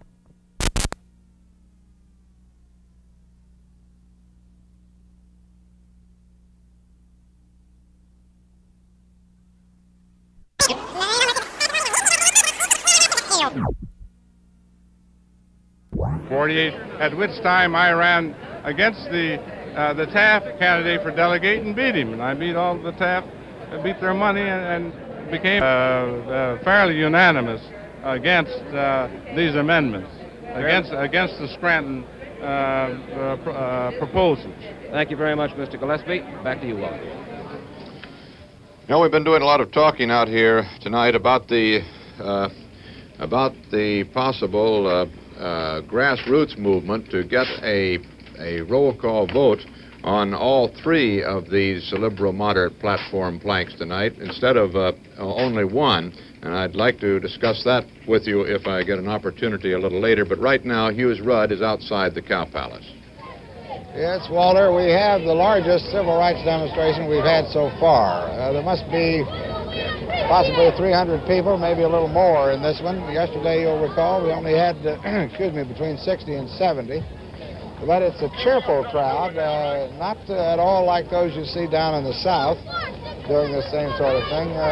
People are out for a lark, it seems to me, more than anything else. Again, it's running about 75 to 80% white, most of them in sandals and blue jeans. The North Beach crowd, in other words, the same sort of people you find in Greenwich Village. But a very cheerful bunch. And for a change, we don't have any counter-picketing going on from the young Goldwater people. That was going on all day, but they seem to have left. I suppose they're all inside. James Farmer was out here. Earlier, we had heard there would be a more definite demonstration, perhaps a sit-in or a lie-in or something of that sort. Nothing is developing. The police don't seem to be particularly excited. But as I say, it is by far the largest, and it's supposed to get larger as the evening goes on, in spite of the fact that it's already 8:19 or something here on the coast. And the fog is moving in off of those mountains again. Just freezing cold out here almost. Very bitter. One way to keep warm, of course, is to get in a picket line. Although I have still seen some people out here barefooted tonight. That's about the situation here, Walter. Now back to you. I don't think you're going to get a great deal of sympathy with that cold weather out there around most of the United States, Hughes. You can keep on complaining if you like, but we had some reports today about the high temperatures in the eastern part of the United States, and I'm sure a lot of people there would like a little of this San Francisco Bay cool air. That applause you perhaps hear on the floor of the convention is because they've just introduced Senator John Tower of Texas, who is going to read part of the majority platform plank. And every time anybody from Texas is introduced there at the podium, the Texas delegation gives them a big cheer. They've got a special cheer of their own. The floor group, the actual delegation, shouts Viva, and Texas spectators, of whom there seem to be quite a few with passes to this convention, in the gallery shout Ole. Goes Viva Ole. You just heard that shout. The Republican commitment to individual freedom applies no less abroad. America must advance freedom throughout the world as a vital condition of orderly human progress, universal justice, and the security of the American people. The supreme challenge to this policy is an atheistic imperialism, communism. Our nation's leadership must be judged by, indeed, American independence and even survival are dependent upon the stand it takes toward communism. That stand must be victory for freedom.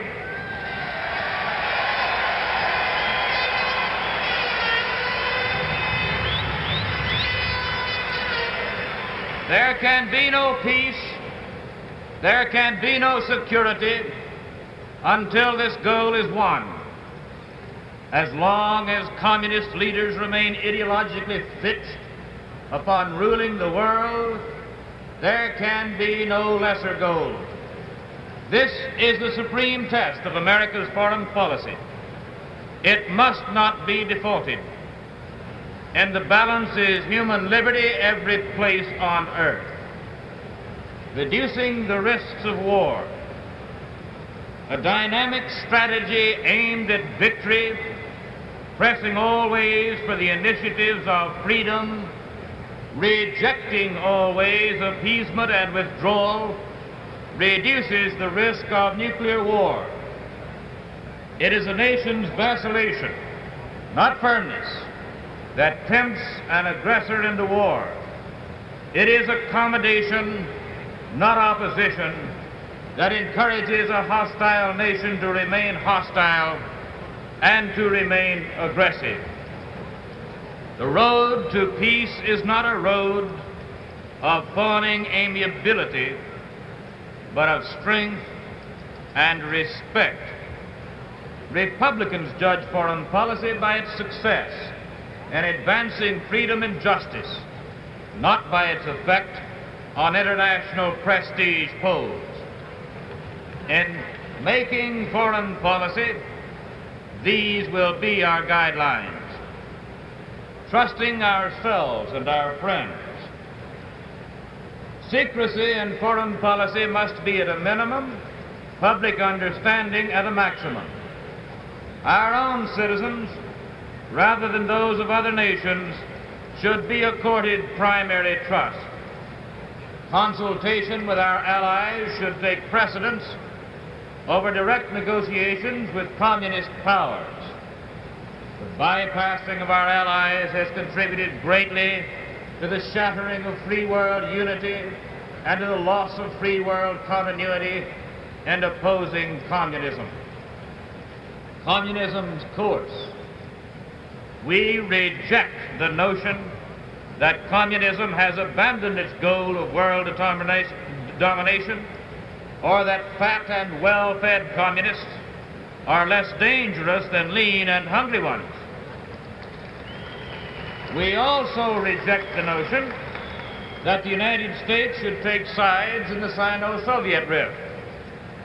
Republican foreign policy starts with the assumption that communism is the enemy of this nation in every sense until it can prove its enmity has been abandoned.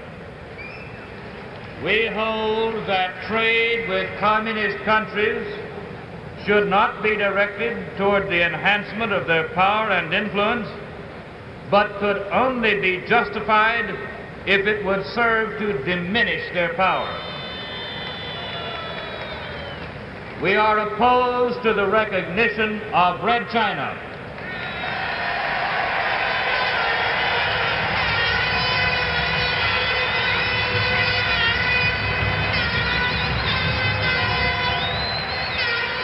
We oppose its admission into the United Nations.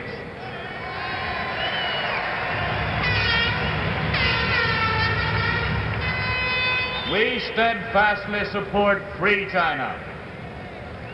In negotiations with communists, Republicans will probe tirelessly for reasonable, practicable, and trustworthy agreements. However, we will never abandon insistence on advantages for the free world. Republicans will continue to work for the realization of the open skies policy proposed in 1955 by President Eisenhower.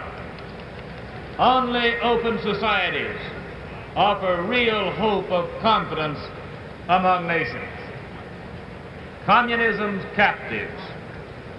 Republicans reaffirm their long-standing commitment to a course leading to eventual liberation of the communist-dominated nations of Eastern Europe, Asia, and Latin America, including the peoples of Hungary, Poland, East Germany, Czechoslovakia, Romania, Albania, Bulgaria, Latvia, Lithuania, Estonia, Armenia, the Ukraine, Yugoslavia, and its Serbian, Croatian, and Slovene peoples, Cuba, mainland China, and many others.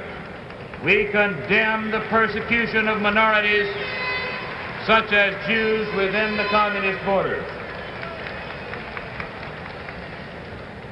Republicans support the United Nations. However, we will never rest in our efforts to revitalize its original purpose. We will press for a change in the method of voting in the General Assembly and in the specialized agencies that will reflect population disparities among the member states and recognize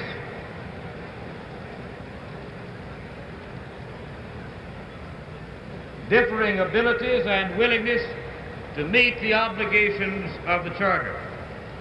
We will insist upon General Assembly acceptance of the International Court of Justice advisory opinion upholding denial of the votes of member nations which refuse to meet properly levied assessments, so that the United Nations will more accurately reflect the power realities of the world.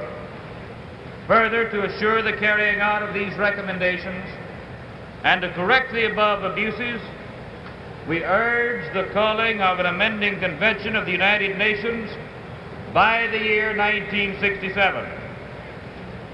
Republicans will never surrender to any international group the responsibility of the United States for its sovereignty, its own security, and the leadership of the free world.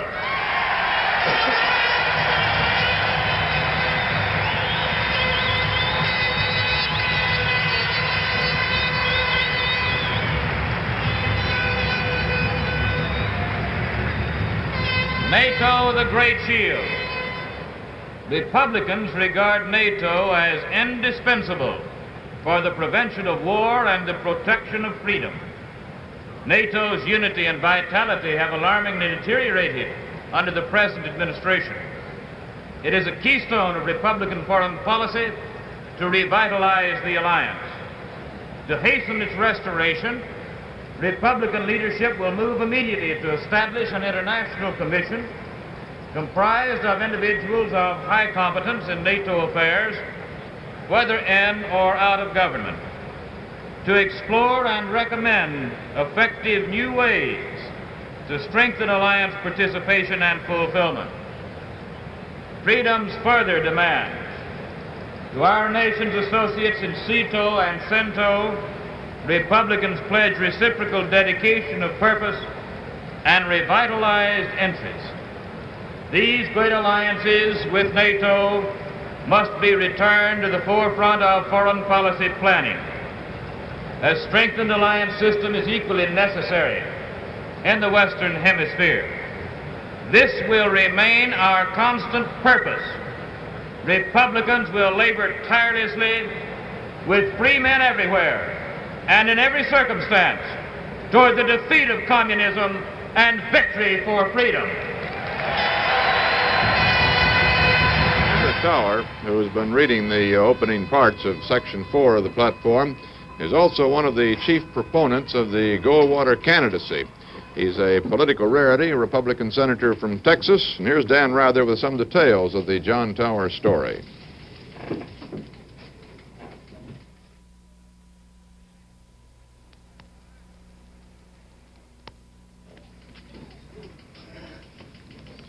Well, we'll try to get that videotape of the John Tower story that Dan Rather recorded for us a little earlier, back on here at some point during these convention proceedings.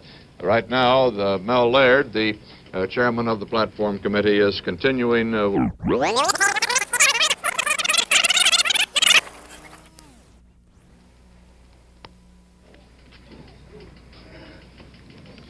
Well, we'll try to get that videotape of the John Tower story that Dan Rather recorded for us a little earlier, back on here at some point during these convention proceedings. Right now, Mel Laird, the chairman of the platform committee, is continuing with the reading of the platform, introducing others who will read detailed sections. Campaign 64, the CBS News coverage of the 1964 Republican Convention, will continue in a moment.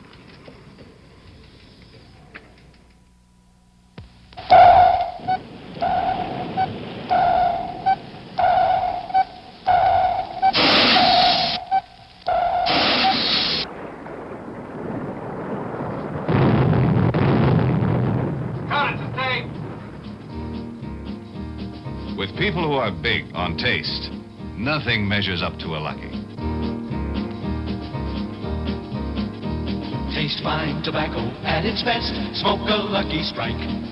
Fine tobacco at its best. The taste that millions like.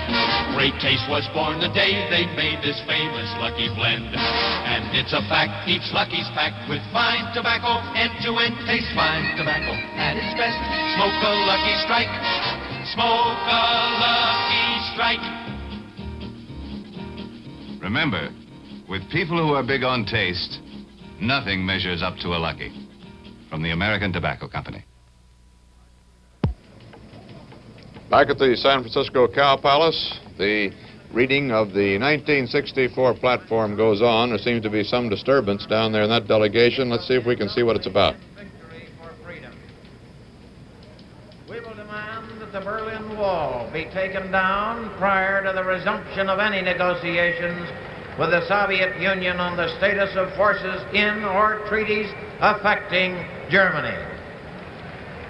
We will reassure our German friends That dispute seems to be down there in the Puerto Rican delegation. You can't tell from here just what it is all about.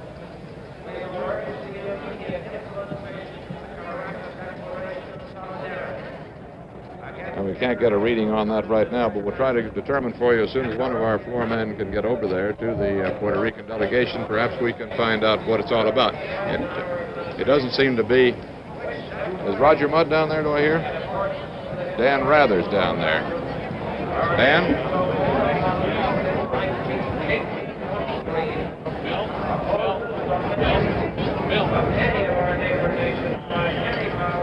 I can see you, Dan, but we can't hear you.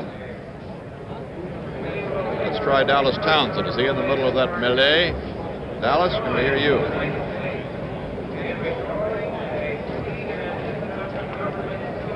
There's no communication at the moment with our floor men who we can see in that group, but we can't hear. Actually, there doesn't seem to be anything going on at the moment, as you can see. If the best, it's a discussion. If there have been any actual fisticuffs down there, they're over at this point. It's interesting that just a short while ago, Roger Mudd had reported from down on the floor that there seemed to be growing tension between the Goldwater and Scranton forces. We're in the area. And some of the eastern delegates. Hello, yes, we can hear you, Dan, now. Come in, Dan. Yes, Walter.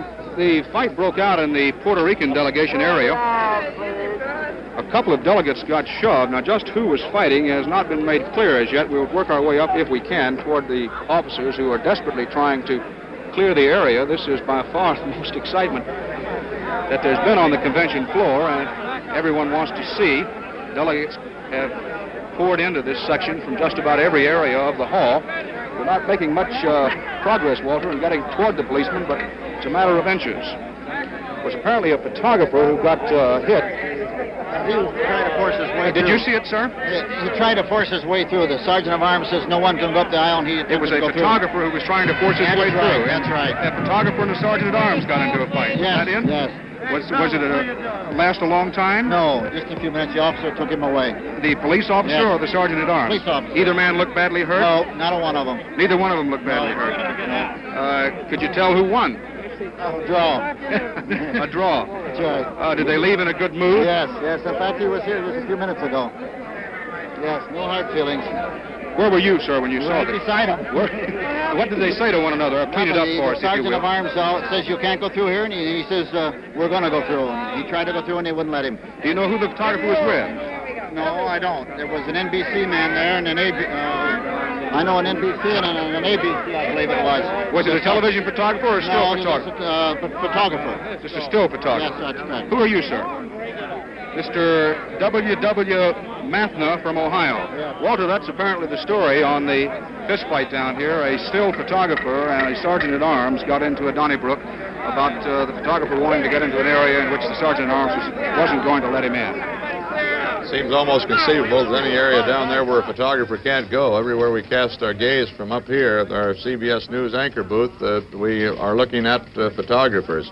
It's interesting that it should have happened right under the Puerto Rican banner, since, if you remember, one of the greatest excitement in the 1952 convention, or at least one of the greatest laughs, came in Puerto Rico when a brilliant little lawyer from Puerto Rico, Marcelino Romani, called for a poll of his three-man delegation, and it caused quite a laugh around. For those who watched the 52 convention will remember. Campaign 64, CBS News coverage of the 1964 Republican Convention, will continue in a moment.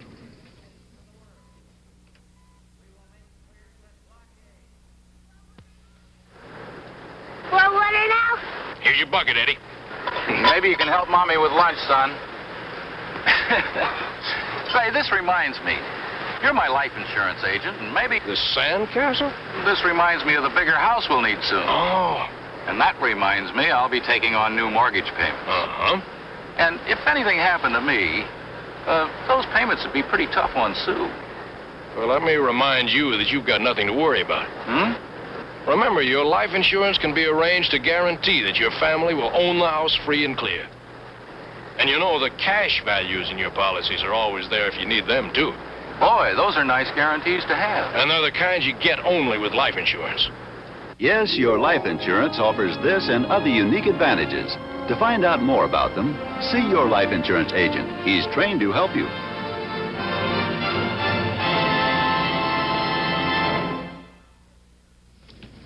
Right now on the convention floor here as the Republicans gird for their first fight over the platform tonight, Senator Burke B. Hickenlooper of the state of Iowa is reading one of the planks of the platform as recommended by the majority of the platform committee. Let's listen a bit. As a means of fostering independence and mutual respect, but we assert that property of American nationals must not be expropriated by any foreign government without prompt and adequate compensation as contemplated by international law. Respecting the Middle East, and in addition to our reaffirmed pledges of 1960 concerning this area, we will so direct our economic and military assistance as to help maintain stability in this region and to prevent an imbalance of arms. Finally, we will improve the efficiency and coordination of the Foreign Service and provide adequate allowance for Foreign Service personnel. The development of freedom. Freedom's wealth must never support freedom's decline, always its growth. America's tax revenues derived from free enterprise sources must never be employed in support of socialism. America must assist young and undeveloped nations. In the process, however, we must not sacrifice the trust of old friends. Our assistance also must be conditional upon self-help and progress toward the development of free institutions. We favor the establishment in underdeveloped nations of an economic and political climate that will encourage the investment of local capital and attract the investment of foreign capital.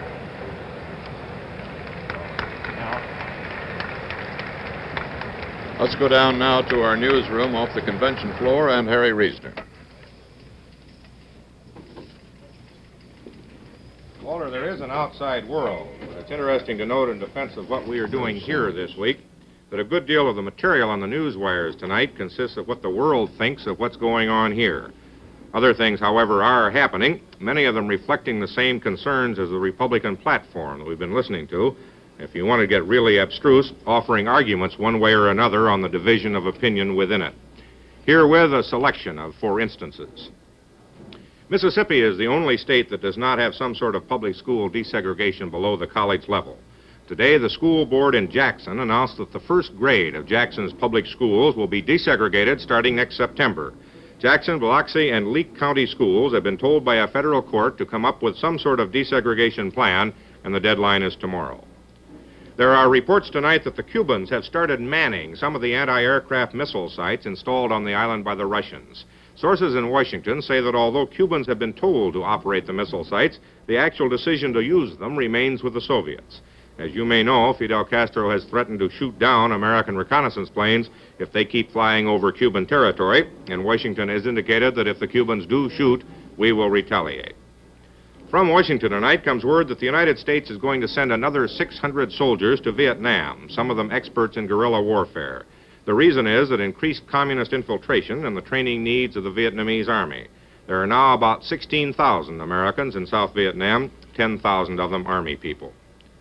The Navy acknowledged today that a Russian submarine surfaced last year in the Western Pacific and made off with one of the Navy's underwater listening and transmitting devices. The Navy says there was nothing secret about this sonar buoy, and the cost of it, about $100, is somewhat offset by the fact that our Navy has swiped about 200 Russian sonar buoys in the last 10 years. The Premier of the Soviet Union, Nikita Khrushchev, will go to Poland next week. TASS says it's to help the Poles celebrate the 20th anniversary of Poland's liberation from the Nazis. It will be Khrushchev's 5th foreign visit this year. The Russians may soon get a new president. An informant with very good contacts in Moscow said today that Anastas Mikoyan, who is 68 years old, will soon replace Leonid Brezhnev as president of the Soviet Union. Brezhnev reportedly will remain a member of the 12-man ruling Presidium. And no one anticipates a floor fight there, Walter. Thank you, Harry. Down on the convention floor, Leslie Aarons, congressman from Illinois, has just gotten a big hand as he addresses the convention. And Martin Negronsky, looks to me as if is with former governor of California, Bill Nolan. Senator Nolan. Former senator, I should have said Martin. You might correct it for me. Yes, Walter. Okay. When they go. I'm trying to hear something, and I've only got 2 ears. I need 3 to really function down here properly. Senator Nolan, we have a feeling down here on the floor that a considerable sentiment is building up in favor of the amendment to the Civil Rights Bill that the Scranton people are going to introduce. Have you heard that at all? No, I don't think that the convention is going to adopt any amendments. I think the platform will be approved as it's reported out by the Resolutions Committee. What's California going to do? California is going to vote 86 solid votes in support of the platform as reported by the Resolutions Committee, and will vote 86 votes against any and all amendments. There's no weakening whatsoever among any of your delegates? No.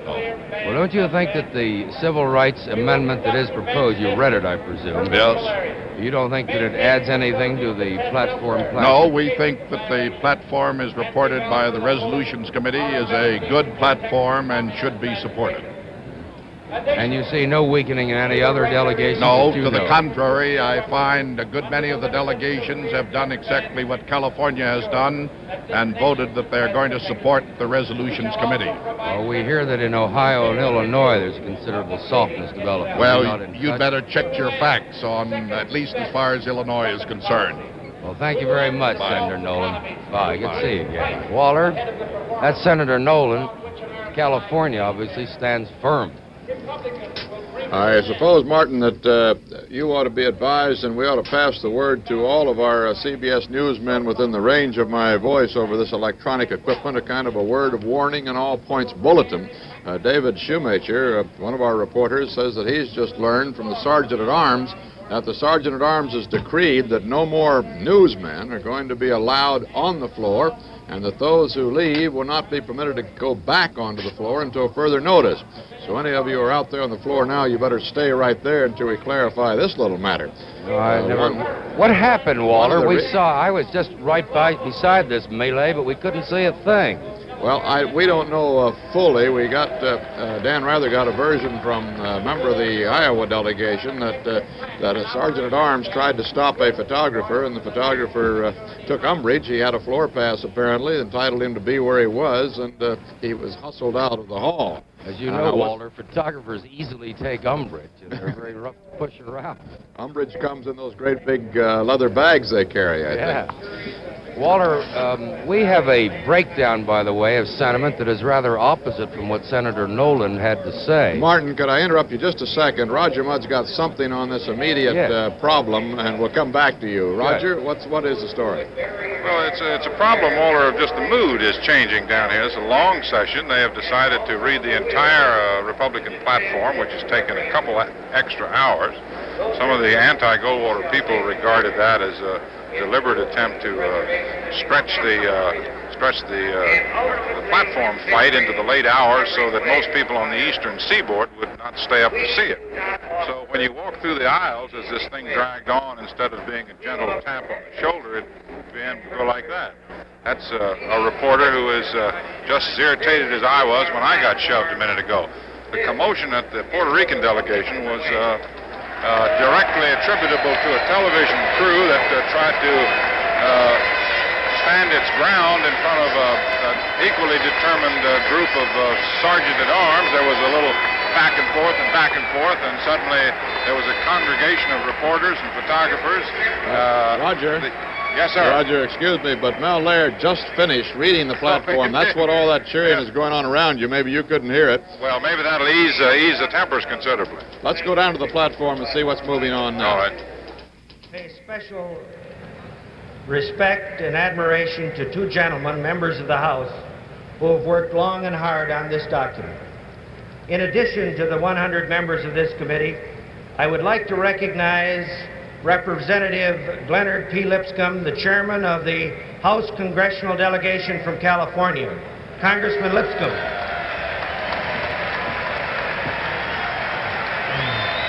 And in addition to Congressman Glenn Lipscomb, the other assistant to the chairman who was in charge of domestic affairs, Congressman Charles Goodell of New York.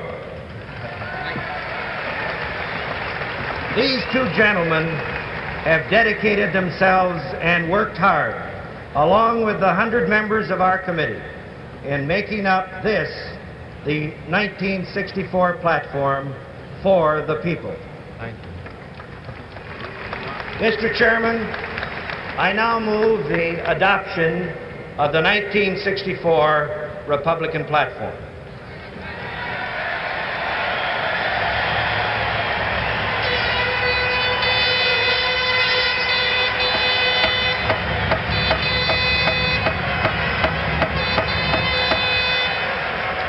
May we have order? The minority report has been properly filed with amendments which are in order. The chair recognizes to offer the first of these amendments, Senator from Pennsylvania, Senator Hugh Scott.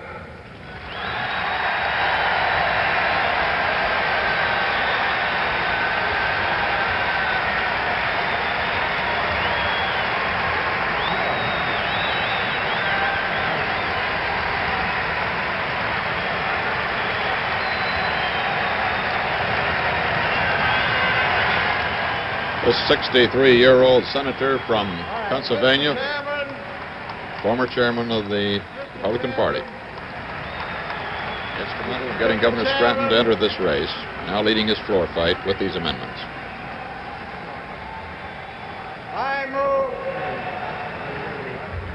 I offer as an amendment to this platform, which by and large is an excellent platform of which all Republicans can be proud and can proudly differ as to sections if they so wish. After all, this is not a Democratic convention.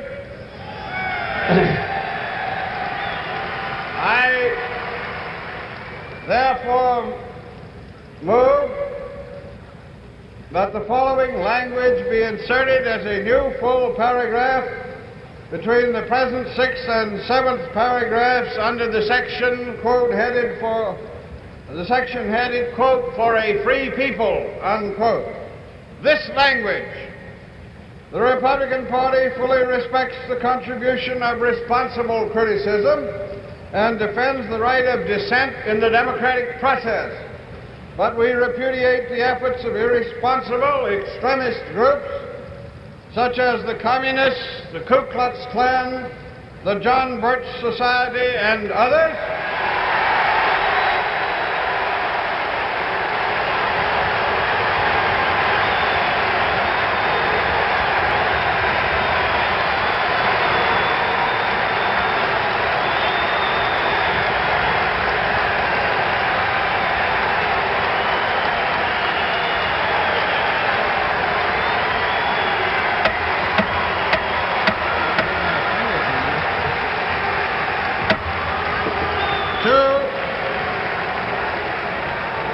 To discredit our party by their efforts to infiltrate positions of responsibility in the party or to attach themselves to its candidates. Mr. Chairman, I now yield 5 minutes. I'll defer the time until the next. The amendment is before the committee under the rules. There's 1 hour for debate. Not going to be taken. Oh, 20 minutes. No. Chair hopes that it will not all be taken, and the time is in control of the chairman of the Resolutions Committee. To whom does the gentleman yield time?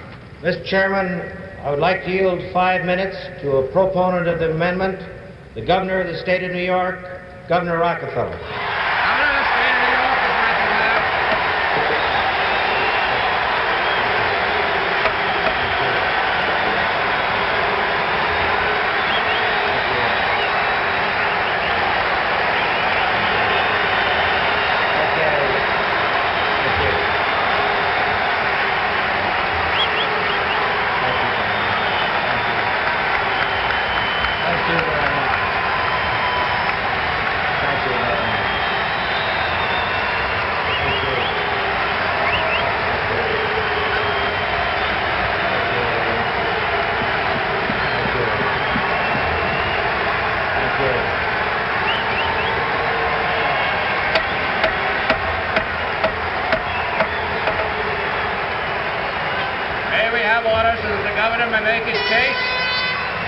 is limited. I will charge this time against you. May we have order? May we have order? May we have order so that the gentleman can be heard?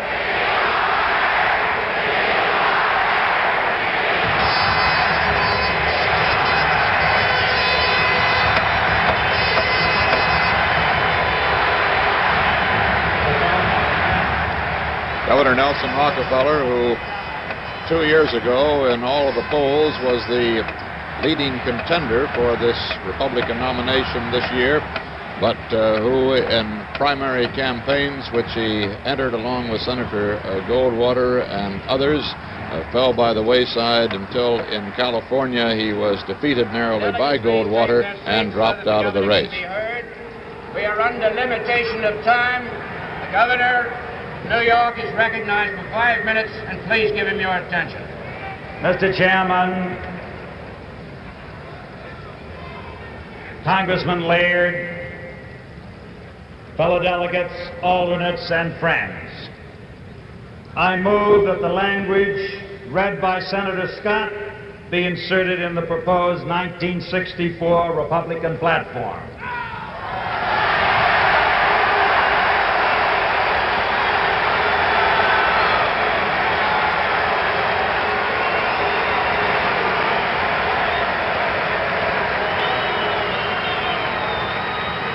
The time has come for the Republican Party to face this issue realistically and take decisive action.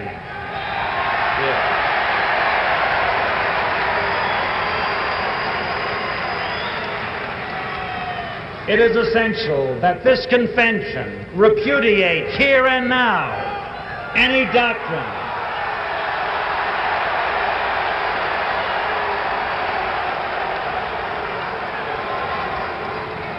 doctrinaire militant minority, whether communist, Ku Klux Klan, or Bircher.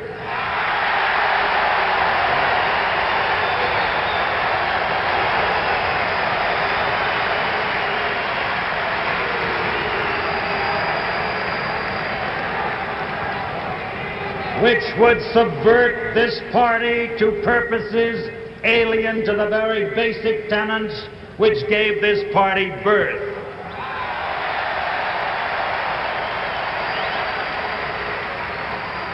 As President Eisenhower said only 2 hours ago from this very rostrum, the Republican Party should reject extremism from either the left or the right.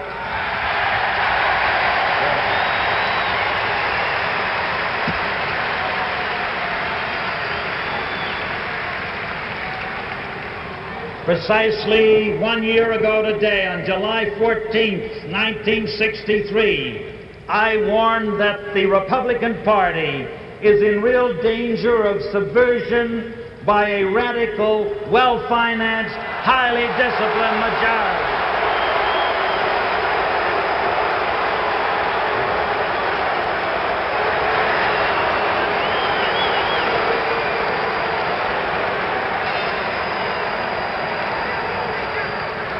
A minority wholly alien to the sound and honest conservatism that has firmly based the Republican Party in the best of a century's tradition.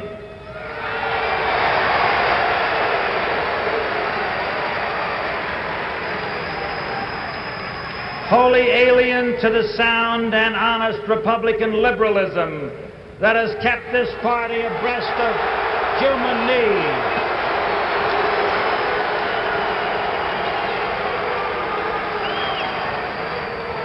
That has kept this party abreast of human needs in a changing world.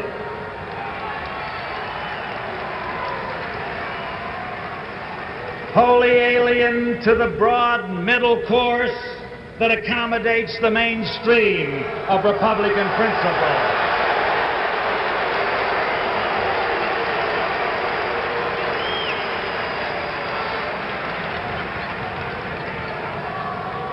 During this year, I have crisscrossed this nation, fighting for these principles. fighting to keep the Republican Party. The party fighting to keep the Republican Party the party of all the people. Right.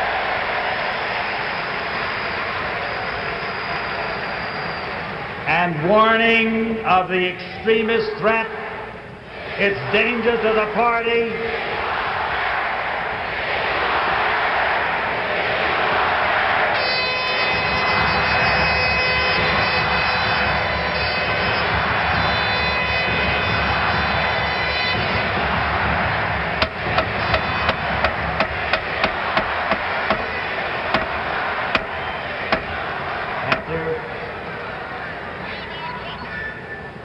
must ask for order. We're going to have several speakers here on various amendments.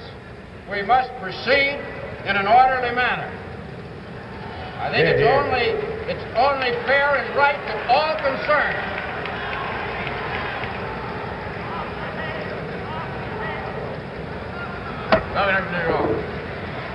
It's danger to the party and it's danger to the nation.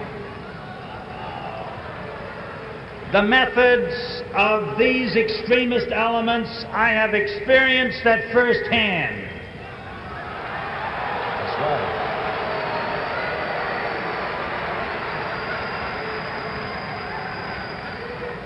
Their tactics have ranged from cancellation by coercion of a speaking engagement before a college to outright threats of personal violence.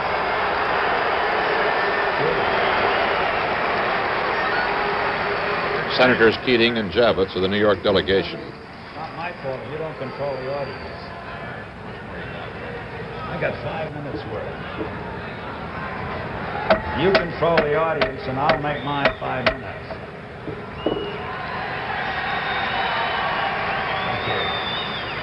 The governor is entitled to be heard for 5 minutes. That's right. Now, he can't be heard for 5 minutes if we're going to have these constant interruptions. Thank you. Thank you, Mr. Chairman. This is still a free country, ladies and gentlemen.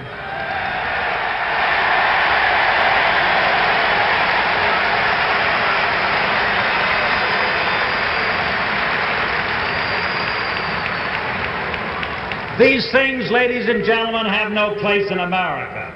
But I can personally testify to their existence. And so can countless others who have also experienced anonymous midnight and early morning telephone calls. That's right. Unsigned and threatening letters, smear and hate literature, strong arm and goon tactics,